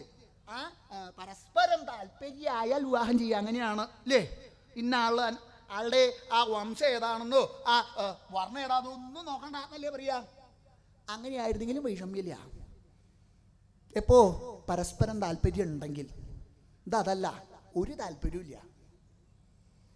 അവക്ക് താല്പര്യം ഉണ്ടായിട്ടല്ല, നിനക്ക് മാത്രമേ താല്പര്യം, ആ യയാതിക്ക് മാത്രമേ ഉണ്ടായിട്ടുള്ളൂ. ഇതാ അവള് ആപത്തിൽ നിന്ന് രക്ഷിക്കണമെങ്കിൽ വിവാഹം ചെയ്യണം എന്ന് അവളോട് പറഞ്ഞതേ. ആലോചിച്ച് നോക്കൂ, സാമാന്യം പോലെ ഒരാൾ പറയൂ നിന്നെ രക്ഷിക്കണമെങ്കിൽ നീ എന്നെ വിവാഹം ചെയ്യണം എന്ന് പറഞ്ഞു. എപ്പോ എന്നാണെങ്കിൽ വേറൊന്നുമല്ല, അവള് ആ വലുതായിരിക്കുന്നൊരു പൊട്ടക്കിണറിൽ വീണു. അഗാധമായിട്ടുള്ള കിണറാ. അവിടെ വീണ് കിടന്നുകൊണ്ട് ഉറക്കം ഇങ്ങനെ നിലവിളിച്ചപ്പോൾ ഈ നിന്റെ പൂർവീകനായിട്ടുള്ള യയാതി സമീപത്തെങ്കിലും കൂടെ പോവുകയുണ്ടായി. അങ്ങനെ പോയപ്പോൾ ഈ കരച്ചിൽ കേട്ടപ്പോഴാണ് അങ്ങനെ ഒരു കരച്ചിൽ കേൾക്കണ്ടല്ലോ എന്ന് വേഗം അവിടെ ചെന്ന് നോക്കിയപ്പോൾ അതിസുന്ദരിയായിട്ടൊരു കന്യകയാ. സ്വതേ സാധാരണ ഒരാളാണെങ്കിൽ അങ്ങനെ ഒരു കന്യക കണ്ട എത്രയും വേഗം അവിടെ നിന്ന് പിടിച്ച് കയറ്റാൻ പുറപ്പെടും. ഇതല്ല, അവിടെ നിന്നുകൊണ്ട് നിന്നെ ഞാൻ രക്ഷിക്കണോ? ഒന്ന് രക്ഷിച്ചാൽ വൈഷമ്യമില്ല, അതെന്നെ വിവാഹം ചെയ്യണം. അയ്യോ ഞാൻ ബ്രാഹ്മണ കന്യകയാണ്. എന്നാ അവിടെ കിടന്നോ, രക്ഷിക്കണോ? ഇവിടെ ഇങ്ങനെ കിടക്കേണ്ടി വരും. ഇപ്പൊ രക്ഷിക്കാൻ പുറപ്പെട്ടാൽ വൈഷമ്യൊന്നുമില്ല, എന്നെ വിവാഹം ചെയ്താൽ മതി. അങ്ങനെ നിവൃത്തിയില്ലാതെ കണ്ട് അവൾ വിവാഹം ചെയ്യേണ്ടത് ആരെങ്കിലും ഒരാൾ ചെയ്യണ പ്രവൃത്തിയാണ്. അതുപോലെ തന്നെ ശന്തനു ക്ഷത്രിയനാ. എന്താ ചെയ്യേണ്ടായേ? ഒരു മുക്കുവ കന്യയെ വിവാഹം ചെയ്തു. എന്താ ശന്തനും കണക്കാക്കിയിട്ട് തന്നെയാ. പൂർവികന്മാരായിട്ടുള്ള ആളുകളുടെ ചെയ്തിട്ടുള്ള പാപം ഇല്ലാതെ കണ്ടാക്കണത് പിന്നീട് വരുന്ന ആളാ. തൻ്റെ പൂർവികനാണ് യയാതി. യയാതി എന്താ ചെയ്തേ? തന്നേക്കാൾ ശ്രേഷ്ഠമായിട്ടുള്ള കുലത്തുങ്ങളിൽ നിന്ന് വിവാഹം ചെയ്തു. അപ്പൊ താനെന്ത് വേണം? തന്നേക്കാൾ ചൂട്ടിലുള്ള കുലത്തുങ്ങളിൽ നിന്ന് വിവാഹം ചെയ്യണം. യയാതി കയറ്റി വെട്ടിയപ്പോ ശന്തനു ഇറക്കി വെട്ടി. അങ്ങനെയാ അർജുന, ഞാൻ വെറുതെ പറയല്ല, നീ എന്നെ ആലോചിച്ചോ, നിന്റെ കുലത്തിന്റെ കഥയായി പറഞ്ഞത്. പിന്നെ നീ പറഞ്ഞില്ലേ എല്ലാവരും ശ്രേഷ്ഠരായിട്ടുള്ളത്, ആരെങ്കിലും ഒരാൾ ശ്രേഷ്ഠരായിട്ടുണ്ടാവണ്ടേ? വേറൊന്നുമില്ല, നിന്റെ മുത്തച്ഛൻ വേദവ്യാസന്റെ അവസ്ഥ എന്താ? വേറൊന്നുമല്ല, കന്യകയിൽ നിന്ന് ഉണ്ടായിട്ടുള്ളവനാ വേദവ്യാസൻ. കന്യാജാതനാ. അതെ, അത് യോഗ്യതയ്ക്ക് കേമാവില്ലേ? കേമായിട്ട് പറയാം. എന്റെ മുത്തച്ഛൻ ഉണ്ടായത് എങ്ങനെയാണെന്നറിയോ? മുത്തച്ഛന്റെ അമ്മ വിവാഹം ചെയ്യണതിന് മുമ്പ് ഉണ്ടായതാ. കേമായിട്ട് യോഗ്യതയ്ക്ക് പറയാൻ തരാവൂലേ? പറയാം. കന്യാജാതൻ. നിന്റെ അച്ഛനാണെങ്കിലോ ഗോളകൻ എന്ന് പറഞ്ഞാൽ ആ ഭർത്താവ് മരിച്ചതിന്റെ ശേഷം മറ്റൊരുത്തെങ്കിലും ഉണ്ടാവണ പുത്രന്മാരെയാണ് ഗോളകൻ എന്ന് പറയാ. നിന്റെ അച്ഛൻ ഗോളകനാ. അപ്പൊ മുത്തച്ഛൻ കന്യാജാതൻ, അച്ഛൻ ഗോളകൻ. നിങ്ങളുടെ അവസ്ഥ നീ പറയണ്ട. എന്താ നിങ്ങൾ കുണ്ടന്മാരാ എന്ന് പറഞ്ഞാൽ സ്വതേ പറയണതല്ല കേട്ടോ. കുണ്ടന്മാരാന്ന് പറഞ്ഞാൽ ആ അച്ഛനുള്ളപ്പോ തന്നെ മറ്റൊരുത്തലിൽ ഉണ്ടായതാ. ആലോചിച്ച് നോക്ക്. കേമായിട്ട് നിങ്ങളുടെ അമ്മ പറയുന്ന പതിവുണ്ട്. എന്താ ആ 4 വരണ്ടായി, ആ വരം കൊണ്ടുണ്ടായ ആളാണെന്നൊക്കെ പറയലേ തന്നെയുള്ളൂ. എന്താ ആലോചിച്ച് നോക്ക്. നിന്റെ അച്ഛനുള്ളപ്പോ തന്നെ നിന്റെ അമ്മ മറ്റുള്ള ആളെ പ്രാപിച്ചിട്ടല്ലേ നിങ്ങൾ ഉണ്ടായിട്ടുള്ളത്. ധർമ്മപുത്രങ്കിൽ നിന്ന് നിന്റെ ഏറ്റവും മൂത്ത ജ്യേഷ്ഠനാ ധർമ്മപുത്രൻ. അതുപോലെ തന്നെ വായുവിൽ നിന്ന് ഭീമസേനൻ, ഇന്ദ്രങ്കൽ നിന്ന് നീയ്, ഇങ്ങനെ 3 പേരുണ്ടായി. അങ്ങനെ 4 വരം കിട്ടിയാൽ 3 കഴിഞ്ഞു. പിന്നെ 1 വരാ ബാക്കിയുള്ളതേ. അപ്പോൾ കൂടെ ഒരുത്തിയുണ്ട്, എന്താ സപത്നിയായിട്ടുള്ളവള് മാദ്രി. അപ്പോൾ അവക്ക് കൊടുക്കണമല്ലോ. എന്താ വേറൊന്നല്ല, താനേതായാലും കൊള്ളരുതാത്തവളായി. അപ്പോൾ അവളും കൂടെ കൊള്ളരുതാത്തവളായിക്കോട്ടെ എന്ന്. അങ്ങനെയാണ് സ്ത്രീകളുടെ ഒരു സ്വഭാവം. തനിക്ക് ഞാൻ ഇങ്ങനെയായോ, എന്നാ അവളും കൂടെ ആവണമെന്ന് വിചാരിച്ചിട്ടാ അവൾക്ക് കൊടുത്തു. മാദ്രിക്ക് കൊടുത്തു 1 വരം. മാദ്രി അവള് നിന്റെ അമ്മയേക്കാ കേമത്തിയാ. വേറൊന്നുമല്ല, അവള് ഒരു വരം കൊണ്ട് 2 പുത്രന്മാരെ ഉണ്ടാക്കി. നീ 3 വരം കൊണ്ട് 3 പുത്രന്മാരല്ലേ ഉള്ളൂ, അവൾ ഒരു വരം കൊണ്ട് 2 പുത്രന്മാരെ ഉണ്ടാക്കി. അവള് കണക്കാക്കി ജ്യേഷ്ഠത്തിക്ക് ഇപ്പോ എന്താ 3 പുത്രന്മാരുണ്ട്, അപ്പൊ എനിക്ക് കുറവായാൽ പോരല്ലോ എന്ന് നിശ്ചയിച്ച് അവൾ വേഗം ആ വരം കൊണ്ട് അശ്വനി ദേവകളെ സ്മരിച്ചു. ആ അശ്വനി ദേവകളിൽ 2 പുത്രന്മാരും ഉണ്ടായി. ആലോചിച്ച് നോക്ക, അങ്ങനെ ഉണ്ടായിട്ടുള്ള ആളാണ് നകുല സഹദേവന്മാര്. ഇങ്ങനെ നിങ്ങൾ 5 ആളുണ്ടായേക്കണത്. അല്ലെങ്കിൽ സ്വതേ ഇപ്പൊ അങ്ങനെ ഉണ്ടാവാം. ഇത് വിവാഹം ചെയ്തതിൻ്റെ ശേഷം ഭർത്താവ് ഉണ്ട്, വൈഷമ്യം, ആളെ കൊണ്ട് ഒന്നിനും കഴിവില്ലാതെ കൊണ്ട് ഒരാള് അങ്ങനെ ഒന്ന് പുത്രന്മാരുണ്ടാവണമെന്ന് മോഹമുണ്ടാവും. അങ്ങനെ വരുമ്പോഴും ഒരാളെ പ്രാപിക്കാം. ഒരാളിൽ നിന്നുണ്ടായ വിഷമം ഇതല്ല, 5 ആളാ. ആലോചിച്ച് നോക്കാം. അങ്ങനെ ഉണ്ടായിട്ടുള്ളവരാണ് നിങ്ങൾ. എന്നാൽ ഇപ്പോ നിങ്ങൾക്കും തോന്നാം, ഇതൊക്കെ ഞാൻ ജനിക്കണേന് മുമ്പുള്ളതല്ലേ, ജനിച്ചതിന്റെ ശേഷം ഞങ്ങൾ യോഗ്യരായിട്ടുള്ള ആളല്ലേ. നിങ്ങൾ ജനിച്ചതിന്റെ ശേഷമുള്ള കഥ പറയാതേണ്ടിരിക്കുക ഭേദം. എന്താ, നിങ്ങൾ 5 ആളുണ്ട്. ഈ 5 ആളുകൾക്കും കൂടെ ഒരു ഭാര്യ. എവിടെയെങ്കിലും കേട്ടിട്ടുണ്ടോ? ഏതെങ്കിലും ഒരു ദിക്കിൽ കേട്ടിട്ടുണ്ടോ? 5 ആൾക്കും കൂടെ ഒരു ഭാര്യ. ഒരാൾക്ക് ഒന്നിലധികം ഭാര്യമാര്. അത് ധാരാളം കേൾക്കുക പതിവുണ്ട്, പല ആളുകൾക്കും ഉണ്ട്. ഇവിടെ ഇല്ലാന്നേ ഉള്ളൂ, കുറച്ച് അടുത്തുള്ള പ്രദേശങ്ങളിലൊക്കെ കാണാൻ തരാറുണ്ട്. ഒരാൾക്ക് 2, 3 ഭാര്യമാര് പലതും ഉണ്ടോ. ഇത് 5 ആളുകൾക്കും കൂടെ ഒരു ഭാര്യ. അപ്പോ ഓരോ സമയത്തും അവസ്ഥ മാറിക്കൊണ്ടിരിക്കും. ഇപ്പൊ എന്താ ജ്യേഷ്ഠത്യാ, ഇപ്പോ ഭാര്യ, ഇപ്പോഴോ അനുജത്യാ. ഇതൊരു വ്യവസ്ഥയില്ലേ, ഇങ്ങനെ മാറിക്കൊണ്ടിരിക്കും. ആരെങ്കിലും ചെയ്യണ പ്രവൃത്തിയാണോ? നിങ്ങൾക്ക് കന്യകമാരെ തരാവാത്തോണ്ടാണെങ്കിൽ അങ്ങനെ വിചാരിക്കാം. അപ്പൊ അങ്ങനെ ഉണ്ട്, കന്യമാർക്കൊന്നും വിവാഹം ചെയ്യണ്ടെന്നാണ് ഇപ്പോ അല്ലേ. വേണമെങ്കിൽ ഒന്ന് ചോദിച്ചു നോക്കിയാൽ അറിയാം. വിവാഹമൊന്നും വേണ്ട, ഒരാൾക്ക് വിവാഹം ചെയ്യാൻ താല്പര്യമില്ല. അങ്ങനെയാണെങ്കിൽ നിങ്ങൾക്ക് വൈഷമ്യല്ല, നിങ്ങൾക്ക് ഇപ്പോൾ ഒരെണ്ണത്തിന് എങ്ങനെയെങ്കിലും തരായില്ലോ. നിങ്ങൾക്ക് അന്വേഷിച്ചാൽ സ്വതേ അങ്ങനെ പതിവുണ്ടല്ലോ, വിവാഹത്തിനായിട്ട് അന്വേഷിക്കും. അന്വേഷിച്ചാലും ചിലപ്പോൾ തരായിന്ന് വരില്ല. നിങ്ങളുടെ വംശത്തിന്റെ കേമത്തെ ആലോചിച്ചാൽ ഒരാളും നിങ്ങൾക്ക് കന്യകയെ തരുന്നുണ്ടാവില്ല. നിങ്ങൾ അന്വേഷിച്ച് പുറപ്പെടൂലോ. സ്വതേ അങ്ങനെയാ, വിവാഹത്തിനായാൽ പുറപ്പെടും. അതിന് പുറപ്പെടിക്കുന്ന ചില ആളുകളുണ്ട്. ഒരു കാര്യം കേട്ടോ, ഇന്ന ദിക്കിൽ ഇന്നൊരു കന്യകയുണ്ട്, ഒരു കാര്യം ചെയ്യും, ഒന്ന് പോയി അന്വേഷിക്കുക എന്ന് പറഞ്ഞ് കേമായിട്ട് നിങ്ങൾ പുറപ്പെട്ടല്ലോ. അവിടെ ചെന്ന് വരും, അങ്ങനെ അവിടെ നിൽക്കണ്ട, അങ്ങോട്ട് വരാം, ഇങ്ങോട്ട് കടന്നു വരാം, ഇവിടെ വരാം എന്ന് കേമായിട്ട് എഴുന്നള്ളിച്ചൊക്കെ കൊണ്ടിരുത്തും. എഴുന്നള്ളിച്ച് കൊണ്ടിരുത്തി എന്താ ഇപ്പൊ കേമായിട്ട് പുറപ്പെട്ടേക്കണത്? എന്താ വേറൊന്നുമല്ല, ഇവിടെ ഒരു കന്യകയുണ്ടെന്ന് അറിഞ്ഞു പോകുന്നു, വിവാഹത്തിന് വേണ്ടി ഒന്ന് ആലോചിച്ചാൽ കൊള്ളാം എന്ന് മോഹിച്ച് പുറപ്പെട്ടേക്കണതാ. വൈഷമ്യൊന്നുമില്ല. അതെങ്ങനെയാ? വംശം ഏതാ? സോമവംശം. എന്താ സോമവംശം? നീക്ക് എവിടെ നിന്ന്?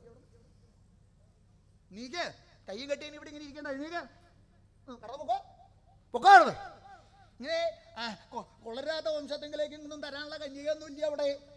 ആരും കന്യകയെ തരില്ല. അങ്ങനെ ആയിട്ടാണ് നിങ്ങൾക്ക് 5 ആൾക്കും കൂടെ ഒരെണ്ണത്തിനെ തരായതെന്നുണ്ടെങ്കിൽ അർജുന, എനിക്ക് നിന്റെ കാര്യം ആലോചിക്കുമ്പോൾ നന്ന വിഷമം തോന്നുന്നുണ്ട്. അതുകൊണ്ടൊരു കാര്യം ചെയ്യാ, നീ എൻ്റെ രാജധാനിയെങ്കിൽ അങ്ങോട്ട് വരിക.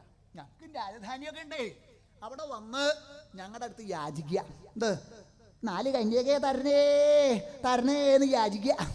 അങ്ങനെ യാചിച്ചാൽ ഒരു സമയം 4 കാട്ടാളത്തിമാരെ ഞാൻ അങ്ങോട്ട് തന്നേക്കാം.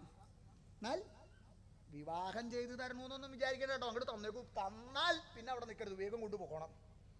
എന്താ, ഞങ്ങൾക്ക് നിങ്ങളുടെ വംശമായിട്ടൊരു ബന്ധുത്വം ഉണ്ടായി എന്ന് പറഞ്ഞാൽ ഞങ്ങൾക്ക് അതിൻ്റെ പോരായി. അതുകൊണ്ട് കൊണ്ടുപോകണം, വേഗം പൊക്കുക, പിന്നെ അവിടെ നിൽക്കരുത്. അതുകൊണ്ട് നിങ്ങൾക്ക് അങ്ങനെയല്ലേ ഉണ്ടായിട്ട് അർജുന. കഷ്ടം തന്നെ പറയാനുള്ളൂ, അല്ലെങ്കിൽ ഇങ്ങനെ ലോകത്തെങ്കിലും വേറെ ആളില്ല. പിന്നെ നിങ്ങൾ 5 ആൾക്കും കൂടെ ഒരു ഒരു ഭാര്യ ഉണ്ടായിട്ട് നിങ്ങൾ എന്താ ചെയ്തത്? ആ ഭാര്യയെ വസ്ത്രാക്ഷേപം ചെയ്യാനായിട്ട് പുറപ്പെട്ടപ്പോൾ തുറിച്ചു മുഴിച്ച് നോയിക്കൊണ്ട് നിന്നു. ആരെങ്കിലും ഒരാള് എന്തെങ്കിലും ഒരു അക്ഷരം പറയുകയുണ്ടായോ? ഇല്ലല്ലോ. സ്വതേ എത്ര കഴിവില്ലാത്ത ആളാണെങ്കിലും വേണ്ടില്ല, അവനോന്റെ ഭാര്യ ആരെങ്കിലും എന്തെങ്കിലും ചെയ്യണമെന്ന് കണ്ടാൽ വേഗം ചാടി പുറപ്പെടും. അവൻ ആയിട്ടല്ല എന്നാലും പുറപ്പെടും. നിങ്ങൾ ഒന്നും ചെയ്തില്ല, തുറിച്ചു പിടിച്ച് ഇങ്ങനെ നോക്കിക്കൊണ്ട് നിന്നു. ഓ, ഇങ്ങനെ നിങ്ങളെ പോലെ കൊളരാത്തവന്മാരായിട്ട് വേറെ ആരും ഇല്ലാതെ വേണം പറയാൻ അർജുന. ഇത് ഓരോരോ നിന്ദാവാക്കുകൾ പറയാ. ഇതൊക്കെ പറഞ്ഞാൽ ആ അർജുന്റെ മനസ്സിൽ ദേഷ്യം ഉണ്ടായിട്ട് അർജുനൻ യുദ്ധത്തിന് വരൂലോ എന്ന് വിചാരിച്ചിട്ടാണ് ഭഗവാൻ ഇതൊക്കെ പറയണതേ. ഇത് എത്ര പറഞ്ഞിട്ടും അർജുനന് ഒരു മാറ്റവും ഇല്ല. അത് കണ്ടപ്പോഴാ ഭഗവാനും കഷ്ടേ, ഇത്രയൊക്കെ പറഞ്ഞിട്ടും എന്തെങ്കിലും ഒരു മാറ്റം ഉണ്ടോ നോക്കൂ. ഒരനക്കമില്ല. എന്താ വേണ്ടേ, ഇങ്ങനെ ആയോണ്ടായില്ല. ഒന്നും കൂടെ പറയുക ഞാൻ നിശ്ചയിച്ച് ഭഗവാൻ തൻ്റെ കഥ തന്നെ തന്നെ നിന്ദിച്ചു തുടങ്ങി. അതാ ഭഗവാന്റെ പ്രത്യേകത, വൈശിഷ്ട്യം എത്ര. ഭഗവാൻ ആ ഭക്തന് വേണ്ടിയിട്ട് തന്നെ തന്നെ നിന്ദിച്ചു പറഞ്ഞു തുടങ്ങി, ഓരോന്ന് പറഞ്ഞു തുടങ്ങി. അർജുന, ഇതൊക്കെ സാരല്ല വയ്ക്കുക. ഇപ്പൊ നീ ചെയ്യണത് എന്താ? ശിവനെ സേവിക്കുക. ഓ, ആരെങ്കിലും ഒരാൾ ചെയ്യണതാണോ? ഭഗവാൻ തന്നെ ഭഗവാനെ നിന്ദിക്കുക. ആരെങ്കിലും ഒരാൾ ശിവനെ സേവിക്കാൻ പുറപ്പെടുവോ? ശിവന്റെ അവസ്ഥ എന്തിനു വേണ്ടിയിട്ടായി സേവിക്കണത്? എന്തിനാ ഇപ്പൊ ഭഗവാനെ സേവിക്കാൻ പുറപ്പെടണം? എന്തിനാ? സേവിക്കണം എന്ന് വിചാരിച്ചിട്ടൊന്നുമല്ല. മനസ്സിലുള്ള ആഗ്രഹം അതൊന്ന് സാധിക്കണം. എല്ലാവരും അങ്ങനെ എന്ന ആളെന്നില്ല, സകല ആളിലും ചെന്നിട്ട് എന്താ ഇന്നത് ചെയ്ത് തരണേ, ഇന്നത് സാധിക്കണേ എന്നാണ് മനസ്സിൽ വിചാരിക്കണത്, അല്ലേ? അല്ലാതെ കണ്ട് മറ്റൊരാൾക്ക് ശ്രേയസ് ഉണ്ടാവാൻ അങ്ങനെയാണോ? അല്ലല്ലോ. അവനോന് ശ്രേയസ് ഉണ്ടാവണമെന്ന് വിചാരിച്ചിട്ടാ. ഓ, നിനക്ക് വേറെ എത്ര ഈശ്വരന്മാരുണ്ടായിരുന്നു? നീ ആരെങ്കിലും ഒരാളെ നിനക്ക് സേവിക്കാൻ തോന്നുന്നു? ഈ ശിവനെ തന്നെയല്ലേ സേവിക്കാൻ തോന്നിയത്? ശിവന്റെ നിലയ്ക്ക് ആലോചിച്ചാൽ ശിവന് പാകത്തിനൊരു ഭക്തൻ വേണമെങ്കിൽ അത് നീ തന്നെ ആവണം. നിന്റെ യോഗ്യത അതിന് പാകത്തിനല്ല. ശിവന് ഭക്തനായിട്ട് നീ തന്നെ വേണേ. വേറൊന്നുമില്ല. ശിവന്റെ അവസ്ഥ ആലോചിക്കുക. ശിവന് സാമാന്യം പോലൊരു ഗൃഹമുണ്ടോ? എവിടെയാ കഴിയണത്? ഈ പർവ്വതത്തിന്റെ മുകളിൽ. സാമാന്യം പോലൊരു ഗൃഹമില്ല. ഇപ്പോൾ ഗൃഹമില്ലാത്ത ആളില്ല എന്ന് വേണം പറയാനായിട്ട്. സകല ആളുകൾക്കും ഗൃഹം ഉള്ള കാല. മാത്രമല്ല, ഗൃഹം ഇല്ലാത്ത ആളുകൾക്ക് ഗൃഹം കേമായിട്ട് ഉണ്ടാക്കി കൊടുക്കുന്ന ആൾ വരെയുണ്ട്. കൂടുതൽ ശിവന് ഗൃഹം കൊടുക്കണം. ആരെങ്കിലും ഒരാൾ പുറപ്പെട്ടുണ്ടോ ശിവന് ഗൃഹം കൊടുക്കാൻ? ശിവന്റെ സ്വഭാവം അതാ. ശിവൻ ഒരാളും ഗൃഹം കൊടുക്കേണ്ടായിട്ടില്ല. എന്നതാണ് ഈ പർവ്വതത്തിന്റെ മുകളിൽ പോയി കൂടിയേക്കണത്. പിന്നെ ഇവ ഗൃഹം ഇല്ല എന്നോട് വൈഷമ്യമില്ല. സാമാന്യം പോലൊരു വാഹനം ഉണ്ടോ? ഇന്നിപ്പോ ലോകത്തെങ്കിലും വാഹനമല്ലേ? വാഹനം കേമായിട്ട് വാഹനത്തിൽ പുറപ്പെട്ടു വരുന്ന ആളാ. നോക്കൂ, ആർക്കായാലും ഉണ്ട് വാഹനം. ആ വാഹനത്തിൽ കണ്ടാൽ തന്നെ അറിയാം വാഹനത്തിലാണ് വന്നേക്കുന്നത് എന്നുള്ളതേ. കാണാൻ തരാവും. അതിന്റെ പല സാധനങ്ങളും ഒരുമിച്ച് കൊണ്ടുകിടക്കുക പതിവുണ്ട്. വാഹനത്തിൽ പുറപ്പെടുന്ന ആളുണ്ട്. അങ്ങനെ വാഹനം ഇല്ലാത്ത ആളില്ല. മാത്രമല്ല, ഇപ്പൊ വാഹനം വാഹനം കൊണ്ടുപോകോളൂ എന്നാ പറയണത്. വാഹനം വേണ്ടോ? കൊണ്ടുപോകോളൂ. എത്ര ആളാ വാഹനം കൊടുക്കാനായിട്ട് നിൽക്കണതിന് കണക്കില്ല. ഇപ്പൊ കൊടുത്തതിൻ്റെയാണ് ചില ആൾ അനുഭവിക്കണതൊക്കെ. ഇപ്പൊ എത്ര വൈഷമ്യം ഉണ്ടായെന്ന് കണക്കില്ല. അവനവന്റെ വാഹനം മറ്റൊരാൾക്ക് കൊടുത്തിട്ട് എന്തൊക്കെ ദണ്ഡിച്ചു എന്ന് കണക്കില്ല. എന്നാലും വേണ്ടില്ല, പിന്നെയും കൊടുക്കണ്ടോ. വാഹനം തരാവൻ ഒരു വൈഷമ്യമില്ല. ശിവന്റെ വാഹനം എന്താ? ഒരു മുതുക്കനായിട്ടുള്ളൊരു കാള. ഈ കാളപ്പുറത്ത് കയറിയിട്ടാ പുറപ്പെട്ടേക്കണത്. അർജുന, നീയ ആ ശിവനെ അല്ലേ നീയ സേവിക്കണത്? അങ്ങനെയുള്ള ആ ശിവനെ നീ സേവിക്കേ. നീ തന്നെ പുറപ്പെടൂ. മാത്രല്ല, ആ ശിവന്റെ അവസ്ഥ എന്താ? ബ്രഹ്മാവിന്റെ ഒരു ശിരസങ്കട അർത്ഥമുണ്ട്. ബ്രഹ്മഹത്യാപാപമുണ്ട്. മറ്റൊരാളുടെ ശിരസ് ഇല്ലാതെ ഉണ്ടാക്കിയിട്ടുണ്ട്. ബ്രഹ്മഹത്യാപാപം അത് ഉണ്ട്. അതുപോലെ തന്നെ സൽക്കർമ്മം കണ്ടാൽ തീരെ സുഖമല്ല ശിവന്. ആലോചിച്ച് നോക്കി. ആ ദക്ഷൻ സാമാന്യം പോലെ ഒരു യാഗം നടത്താൻ പുറപ്പെട്ടതാ. ആ യാഗം പുറപ്പെട്ടിട്ട് ദക്ഷന്റെ അവസ്ഥ എന്താ? തൻ്റെ ശിരസില്ലാതെ കണ്ടായില്ലേ? വേറൊന്നുമല്ല, ദക്ഷൻ ചെയ്ത അപരാധം എന്താ? തന്നെ ക്ഷണിച്ചില്ല, ശിവനെ ക്ഷണിച്ചില്ല. യാഗം നടത്തുക എന്ന് പറഞ്ഞാൽ എത്രയാ അതിൻ്റെ പ്രാരാബ്ധം എന്ന് കണക്കില്ല. ആ പ്രാരാബ്ധത്തിന്റെ ഇടയ്ക്ക് ക്ഷണിക്കാനായിട്ടൊന്ന് അന്താളിച്ചു, ഒന്ന് മറന്നു, അത്രേ ഉള്ളൂ. സാമാന്യം പോലെ ഒരാളാണെങ്കിൽ എന്താ വിചാരിക്കുക? ഒരു സൽക്കർമ്മ അല്ലേ നടക്കുന്നത്, വൈഷമ്യമില്ല, എന്നെ വിളിച്ച് ക്ഷണിച്ചില്ലെങ്കിലും വൈഷമ്യമില്ല, അവിടെ നടന്നോട്ടെ, അങ്ങനെ വിചാരിക്കുക. അതല്ല, അവിടെ പോയി ഉപദ്രവിക്കേണ്ട, അത് സാമാന്യം പോലെ നടത്തുക എന്നുള്ളത് ഉണ്ടായില്ല. ആ സൽക്കർമ്മം അങ്ങോട്ട് മുടക്കി. ഇങ്ങനെയുള്ള ഒരാളെയല്ലേ അർജുന നീ സേവിക്കാൻ പുറപ്പെടുന്നത്? അയ്യോ കഷ്ടം തന്നെ എനിക്ക് പറയാനുള്ളൂ. ഇങ്ങനെ ഭഗവാനെ തന്നെയാണ് നിന്ദിക്കേണ്ടായിട്ടുള്ളത്. അത് കേട്ടപ്പോ അർജുന നീ എന്താ പറഞ്ഞത്? എൻ്റെ ആ സേവാമൂർത്തിയായിരിക്കുന്ന ഭഗവാൻ ശ്രീപരമേശ്വരൻ്റെ പോലെ ഇങ്ങനെ നിന്ദിതനായിട്ടുള്ള ഒരാളില്ലാന്നോ? എന്നാ ഇനി ഇങ്ങനെ ഒന്ന് പറയാൻ നിന്റെ നാവ് പൊങ്ങരുത്, ഇപ്പൊ കഴിക്കണം എൻ്റെ കഥ എന്ന് പറഞ്ഞ് അർജുനൻ ഭഗവാന്റെ നേരെ യുദ്ധത്തിന് അങ്ങോട്ട് പുറപ്പെട്ടു. എന്താ ഇതും പ്രതീക്ഷിച്ചിട്ടാണ് ഭഗവാൻ അവിടെ കഴിയുണ്ടായിട്ടുള്ളത്. അർജുനൻ യുദ്ധത്തിന് അങ്ങോട്ട് പുറപ്പെട്ട സമയത്തെങ്കിൽ അർജുനൻ തമ്മിൽ യുദ്ധം അങ്ങോട്ട് ആരംഭിച്ചല്ലോ. സമരം കിരാതനും പാണ്ഡുസൂനുവും തമ്മിൽ യുദ്ധം ചെയ്യണ്ടായി. ആ ഭഗവാനും അർജുനും അതിഘോരായിട്ടുള്ള യുദ്ധം അങ്ങോട്ട് തുടങ്ങി. എന്നാൽ എങ്ങനെയുള്ളതായിരുന്നു ആ യുദ്ധം? സമരം സമമാകും വേണമുള്ളതാ. ആ ഒരുപോലെ ഉള്ളത്, ഒരുപോലെയായിരുന്നു അവർ യുദ്ധം ചെയ്യേണ്ടായിരുന്നത്. ആ യുദ്ധത്തിന്റെ അവസ്ഥ ആലോചിച്ചാൽ ഒരുപോലെയുള്ളത് എന്ന് വേണം പറയാനായിട്ട്. എന്നാൽ ഭഗവാൻ എങ്ങനെയാ യുദ്ധം ചെയ്തത്?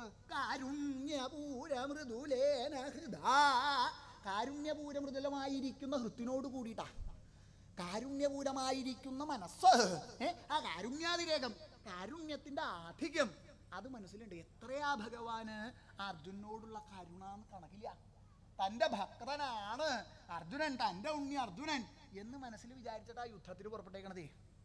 അല്ലാതെ കണ്ട് സ്വതയുള്ള ആൾ യുദ്ധത്തിന് ഇപ്പൊ കഴിക്കണം കഥ വിചാരിച്ചിട്ടല്ല പുറപ്പെട്ടേക്കണത്. അങ്ങനെയല്ല ഭഗവാൻ പുറപ്പെട്ടു, മനസ്സിൽ കരുണയോട് കൂടിയിട്ടാണ് പുറപ്പെട്ടേക്കണത്. എന്നാൽ അർജുനോ രോഷാതിരേകകലുഷമായിരിക്കുന്ന ഹൃത്തിനോട് കൂടിയിട്ടാ.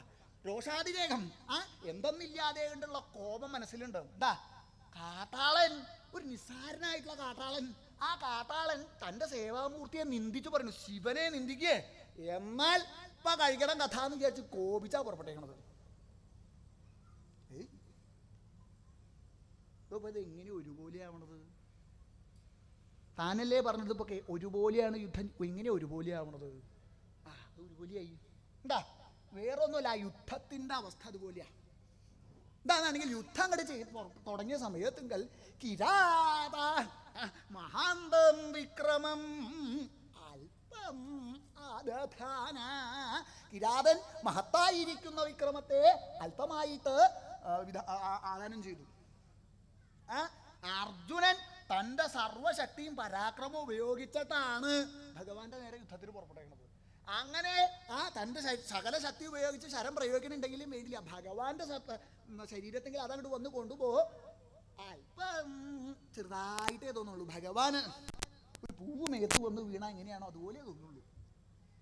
എന്നാൽ അർജുന്റെ അവസ്ഥയോ അത് വേറെ തരത്തില.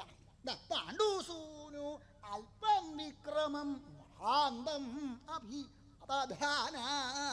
പാണ്ഡുസൂനുവാകട്ടെ അല്പമായിരിക്കുന്ന വിക്രമത്തെ മഹത്തായിട്ട് അത് തന്നെ. ഭഗവാൻ തൻ്റെ ഉണ്ണി അർജുനൻ, അവന് ദണ്ണൊന്നും ഉണ്ടാവരുത്, അവന് വേദനയൊന്നും ഉണ്ടാവരുതെന്ന് നിശ്ചയിച്ച് പതുക്കെ പ്രയോഗിക്കുള്ളൂ.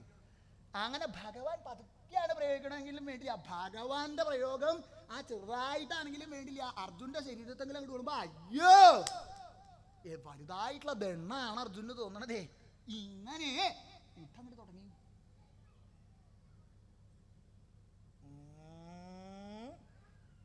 ഇതിപ്പോഴും ഒരുപോലെ ആയോ? ഇത് ഈ ഒരുപോലെ ആയെന്ന് പറയലേ ഉള്ളൂ, ഒരുപോലെ ആയില്ല. രണ്ടാളുടെ അവസ്ഥ വേറെ വേറെ അല്ലേ എന്നാണെങ്കിൽ അതല്ല പറഞ്ഞതേ. അല്പം മഹത്വമായിട്ടുള്ളതും ഈ രണ്ടവസ്ഥ അത് രണ്ടുപേരിലുണ്ടായി, അതുകൊണ്ടാണ് ഒരുപോലെ എന്ന് പറഞ്ഞത്. അതേകൊണ്ട് യുദ്ധം ചെയ്തത് യുദ്ധത്തിന്റെ അനുഭവം ഒരുപോലെ എന്നല്ല. ഈ രണ്ടവസ്ഥകളും അല്പവും മഹത്വവും അത് രണ്ടുപേരിലുണ്ടായി.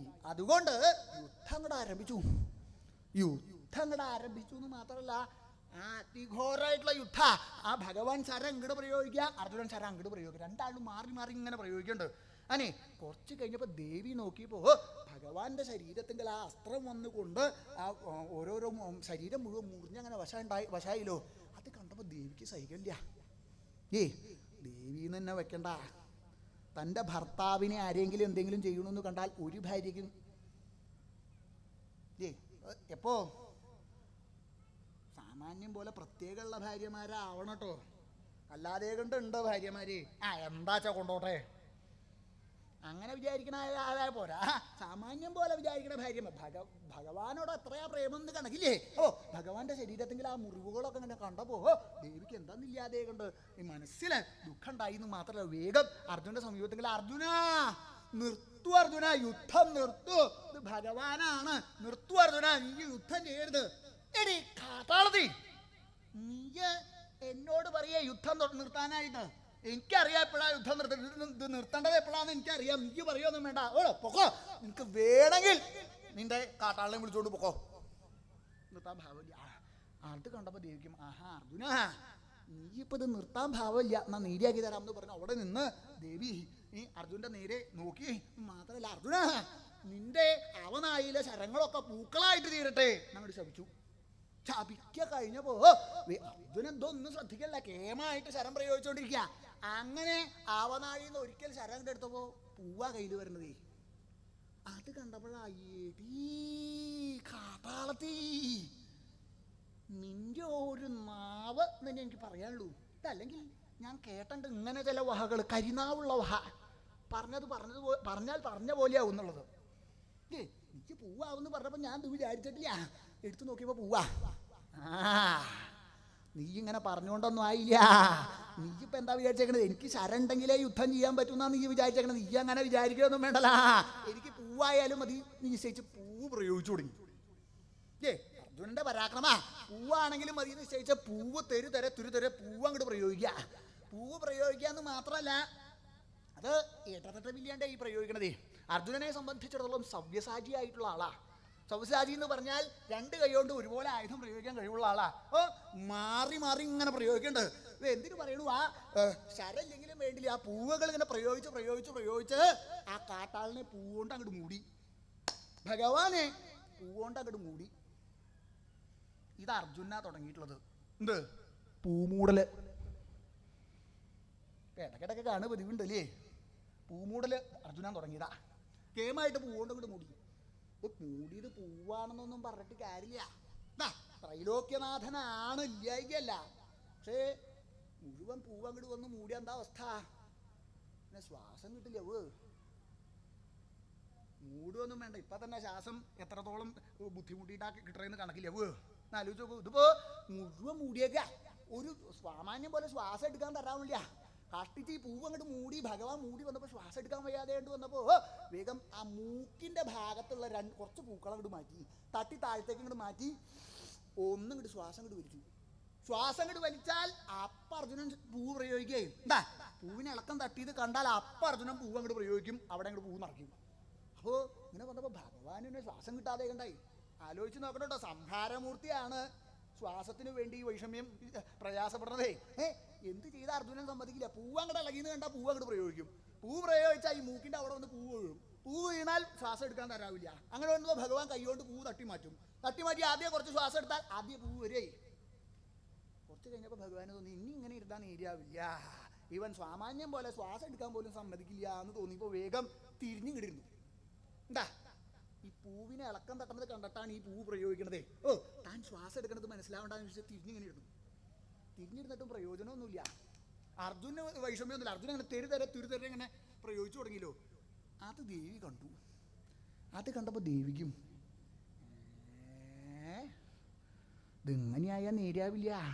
എന്താ ഭഗവാൻ ഇപ്പോൾ തൻ്റെ ഭക്തനാണെന്നൊക്കെ വിചാരിച്ചിട്ടുണ്ടോ? ഇല്ലായികയില്ല. പക്ഷേ ഇവിടെ നിന്ന് അങ്ങോട്ട് പുറപ്പെട്ട ഇനി കുറച്ചങ്ങോട്ട് കഴിഞ്ഞാൽ ദേഷ്യം എപ്പോഴാണ് ഉണ്ടാവുക എന്ന് പറയാൻ തരാവില്ല. ക്ഷിപ്രപ്രസാദി മാത്രമല്ല, ക്ഷിപ്രഗോപിയാ. ഇങ്ങനൊന്നും ഉണ്ടായി ഇനിയിപ്പോൾ എപ്പോഴാ ദേഷ്യം പിടിച്ച് പുറപ്പെട്ടാൽ പിന്നെ എന്താ ഉണ്ടാവുക എന്ന് പറയാൻ തരാവില്ല. ഉണ്ട് ഇങ്ങനെ ആവുകയല്ല നല്ലത് നിശ്ചയിച്ച്, അർജുന നീ നിർത്തോ. എടി കാട്ടാളത്ത് നീ എന്നോട് നിർത്താനായിട്ട് പറയാനായിട്ട് ആരാ? പൊക്കോ വേണമെങ്കിൽ നിന്റെ കാട്ടാളിൽ വിളിച്ചോട് പൊക്കോ. അർജുനൻ കേൾക്കാൻ തന്നെ ഭാവില്ല. വേഗം അങ്ങനെയാണ് അല്ലേ, എന്നാ ഒരു കാര്യം ചെയ്തോ, നീ മനസ്സിലാക്കിക്കോ, നീ ഭഗവാനോട് ഇത് ഭഗവാനൊന്നുമല്ല, നീ പൊക്കോടുന്നു പറഞ്ഞാൽ ഒന്നും കേൾക്കാൻ തരാ കൂട്ടാൻ കളില്ല. അങ്ങനെ വന്നപ്പോ എന്താ ദേവിയും അർജുന നിന്റെ ആവനാഴിയിൽ ഒന്നുമില്ലാണ്ട് പോട്ടെ. അപ്പോ ശപിച്ചു. ഇത് ഈ കാട്ടാളത്തിൽ നീ അങ്ങോട്ട് പറഞ്ഞ ഒന്നുമില്ലാതെ കൊണ്ടാവാനിരിക്കണതല്ല എൻ്റെ ആവനാഴി. ഞാൻ പ്രയോഗിക്കണത് പൂവാണെങ്കിലും വേണ്ടി എപ്പോ പ്രയോഗിക്കുന്നു പറഞ്ഞ് കേമായിട്ട് പ്രയോഗിക്കാനായിട്ട് പുറപ്പെട്ടപ്പോ കൈ പോവില്ല.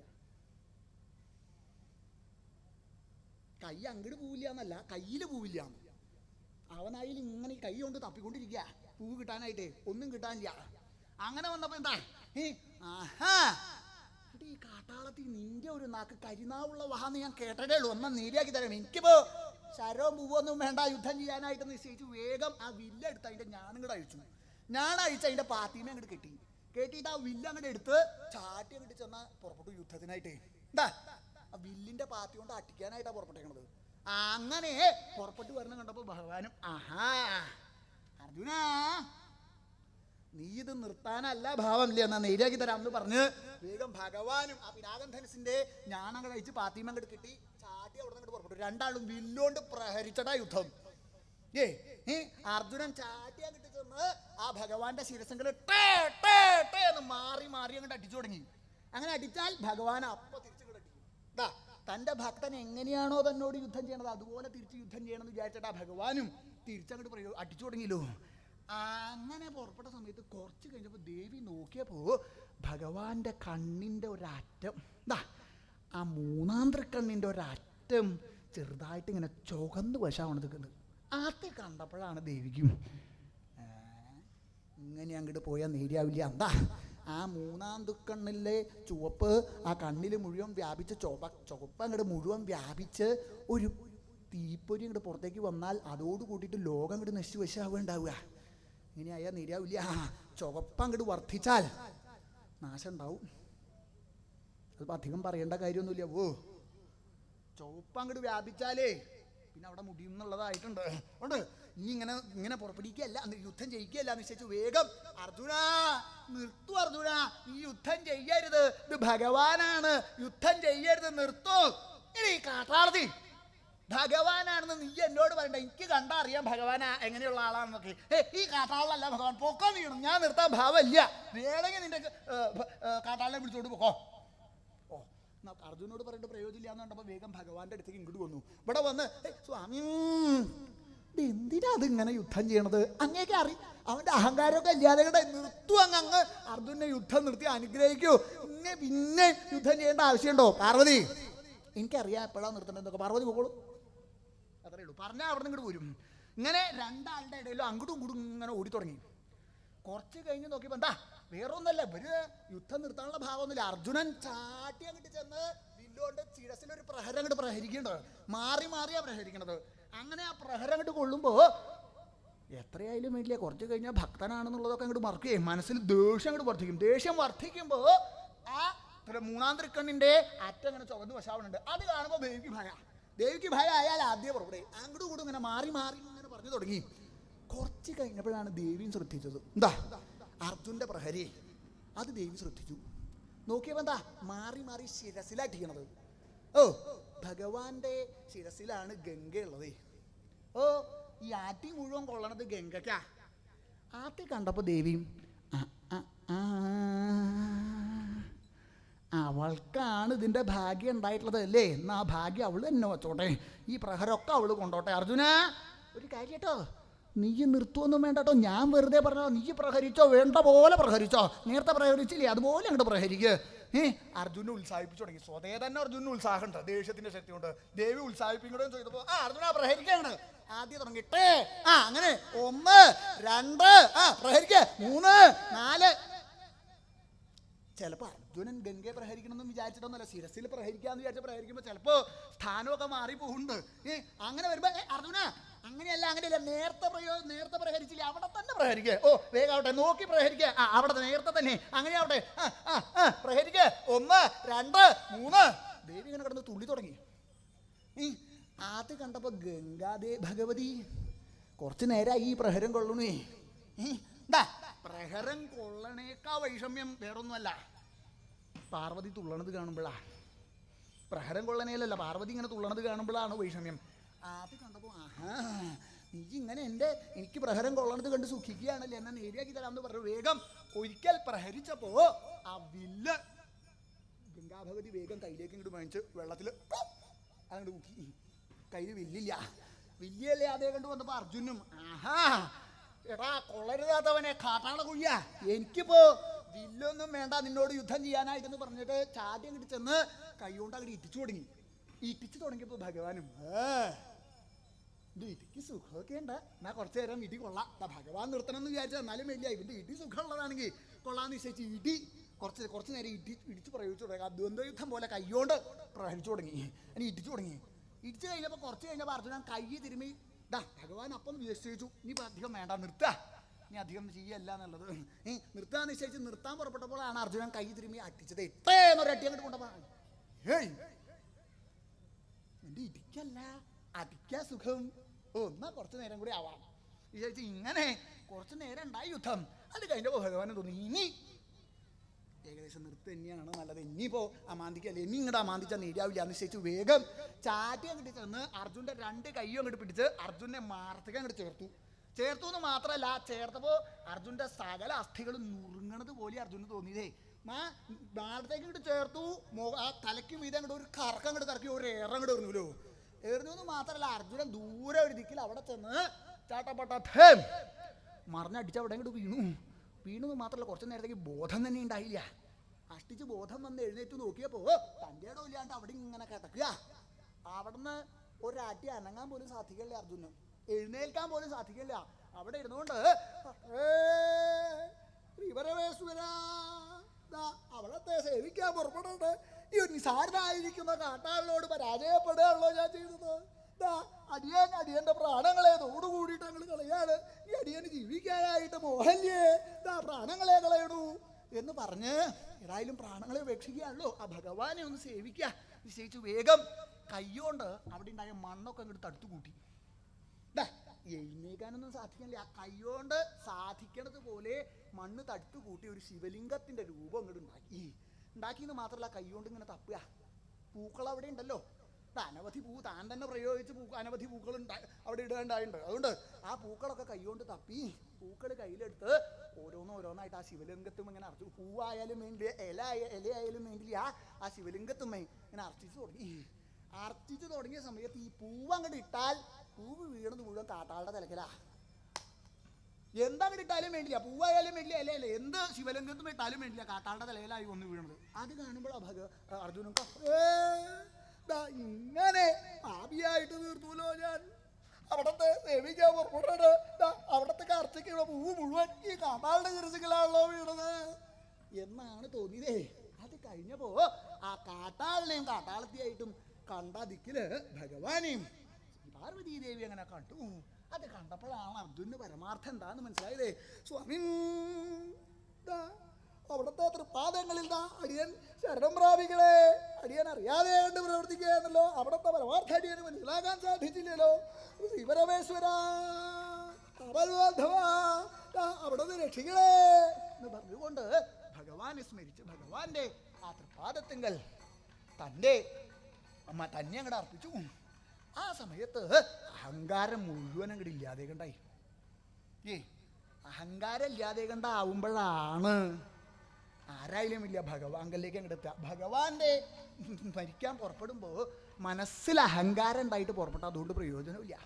ഇവിടെ അഹങ്കാരം മുഴുവൻ ഇല്ലാതെ കണ്ടായി അർജുനെ. അതോട് കൂടിയിട്ട് ഭഗവാങ്കലേക്ക് അങ്ങോട്ട് ചേർന്നു. ആ സമയത്ത് ഭഗവാൻ ഇങ്ങോട്ട് വന്നു. അതാണ് ഭഗവാന്റെ വിശേഷവും. ഭക്തന് ഭഗവാന്റെ സമീപത്തിലേക്ക് ചെല്ലാൻ സാധിക്കില്ല എന്ന് വന്നാൽ ഭഗവാൻ ഇങ്ങോട്ട് വരും. അങ്ങനെ ഭഗവാൻ ഇവിടെ വന്നു എന്ന് മാത്രമല്ല അർജുനെ കേമായിട്ട് പിടിച്ച് എഴുന്നേൽപ്പിച്ച് ഭംഗിയായിട്ടൊന്ന് അങ്ങടെ അന്വനം ചെയ്തു. എങ്ങനെ അർജുനെ പോലെ ഭാഗ്യം ചെയ്തിട്ടുള്ള ഒരാൾ വേറെ ഇല്ലവോ? ആ ഭഗവാന്റെ ആ കൃപയുണ്ടായി ഭഗവാന്റെ ഒരു ആലിംഗനം ഉണ്ടാവുക എന്ന് പറഞ്ഞാൽ ആർക്കാ സാധിക്കണത്? ഇങ്ങനെ അർജുനെ പോലെ ഭാഗ്യമുള്ള ഒരാൾ വേറില്ല. ആലിംഗനം ചെയ്തതിന്റെ ശേഷം ആ ആയുധങ്ങൾ മുഴുവൻ തിരിച്ചു കൊടുക്കണ്ടായി. അതിന്റെ ശേഷം അർജുന ഇപ്പോ എന്തിനാ പുറപ്പെട്ടത്? ആ പാശുപതം സമ്പാദിക്കണം എന്ന് വിചാരിച്ചിട്ടാണല്ലോ. അത് ഞാൻ നിനക്ക് തരണുണ്ട്. ആ പാശുപതാസ്ത്രത്തെ സമന്ത്രമാകും വണ്ണം മന്ത്രത്തോട് കൂടിയിട്ടാ, അല്ലാതെ കണ്ട് കൊടുത്താൽ ഇത് പ്രയോഗിച്ച് പ്രതിസംഹരിക്കാൻ സാധിക്കും. എന്നെങ്കിലും ഒരിക്കൽ പ്രതിസംഹരിക്കേണ്ടത് വന്നാൽ അത് സാധിക്കില്ല. അപ്പോൾ മന്ത്രത്തോട് കൂടിയിട്ട് ആ പാശുപതാസ്ത്രം അർജുന അങ്ങോട്ട് കൊടുത്ത അർജുനെ അനുഗ്രഹിച്ചല്ലോ. അർജുന ഈ ആയുധം പ്രയോഗിക്കുന്ന സമയത്തെങ്കിൽ ശ്രദ്ധിച്ചു വേണം പ്രയോഗിക്കാനായിട്ട്. വേറെ ഒന്നുമല്ല, നിനക്കിപ്പോ ആ ഭീഷ്മരെ, ദ്രോണരെ, കൃപരെ തുടങ്ങിയിരിക്കുന്ന കൗരവര് അവരോട് യുദ്ധം ചെയ്യണ സമയത്തെങ്കിൽ പ്രയോഗിക്കാനായിട്ടല്ലേ അസ്ത്രം. അങ്ങനെ അവരുടെ നാശത്തിന് മാത്രമല്ല, ഇത് പ്രയോഗിച്ചാൽ അതിലുപരിയ ലോകത്തിന്റെ മുഴുവൻ നാശം ഉണ്ടാവാൻ സാധ്യതയുണ്ട്. അതുകൊണ്ട് നീ ശ്രദ്ധിച്ചു വേണം പ്രയോഗിക്കാനായിട്ട് എന്ന് പറഞ്ഞും കൊണ്ട് ആ പാശുപതത്തെ അർജുനായിട്ട് അങ്ങോട്ട് കൊടുത്തുല്ലോ. അർജുനാണെങ്കിലോ ഇതിലധികം സന്തോഷമാവാനില്ലവോ. താൻ ഭഗവാനെ സേവിക്കാൻ പുറപ്പെട്ട് ഭഗവാനെ തപസ് ചെയ്ത് ഭഗവാങ്കൽ നിന്നും ആ വരം തനിക്ക് സമ്പാദിച്ചല്ലോ. ഇങ്ങനെ ആ ഭക്തോത്തമനായിരിക്കുന്ന അർജുനൻ ഭഗവാനെ തൻ്റെ മനസ്സിൽ ഭഗവാനെ സ്മരിച്ചും കൊണ്ട് തന്നെ ഭഗവാങ്കൽ അർപ്പിച്ചും കൊണ്ട് ഭഗവാന്റെ കൃപയെ സ്വീകരിച്ചും കൊണ്ട് അവിടെ ഇങ്ങനെ വശമായി. ഇപ്പൊ എന്താ, ആ ഭഗവാനെ അഹങ്കാരമില്ലാതെ കണ്ട് ആര് തന്നെ പ്രാപിച്ചാലും വേണ്ടില്ല, ആ ഭഗവാന്റെ അനുഗ്രഹം അവർക്കുണ്ടാവും. അതാണ് അർജുന്റെ മനസ്സിൽ അഹങ്കാരം ഇല്ലാതെ കണ്ടാക്കി ഭഗവാൻ ശ്രീ പരമേശ്വരൻ അർജുനെ അനുഗ്രഹിച്ചല്ലോ. ഇങ്ങനെ ആ ഭഗവാനെ തപസ് ചെയ്യാനായിട്ട് പുറപ്പെട്ടിരിക്കുന്ന അർജുനനെ അഹങ്കാരമില്ലാതെ കണ്ടാക്കി അർജുനങ്കൽ പ്രസാദിച്ച് ആ അർജുന് പാശുപതാസ്ത്രത്തെ വരം കൊടുത്ത് ആ പാശുപതം വരമായിട്ട് കൊടുത്ത് ആ ഭൂതഗണങ്ങളോടും ദേവി ശ്രീ പാർവതിയോടും കൂടിയിട്ട് ആ അർജുനന്റെ സമീപത്തെങ്കിൽ അർജുനനെ അനുഗ്രഹിച്ചും കൊണ്ട് ഭഗവാൻ ശ്രീ പരമേശ്വരൻ അവിടെ ഇങ്ങനെ വർത്തിക്കുകയും ചെയ്യലോതാ. ഇങ്ങനെ ഭക്തവത്സലനായിരിക്കുന്ന യാതൊരു ഭഗവാൻ ശ്രീ പരമേശ്വരന്റെ പരമഭക്തനായിരിക്കുന്ന അർജുനനോ ഭഗവാങ്കൽ നിന്ന് പാശുപതാസ്ത്രത്തെ സമ്പാദിച്ച് ഭഗവാൻ ശ്രീ പരമേശ്വരന്റെ കൃപാകടാക്ഷങ്ങളെ സ്വീകരിച്ചും കൊണ്ടാണ് എവിടെ വർത്തിച്ചത്. പ്രകാരമെല്ലാം ഇരിക്കുന്ന ഭഗവാൻ ശ്രീ പരമേശ്വരൻ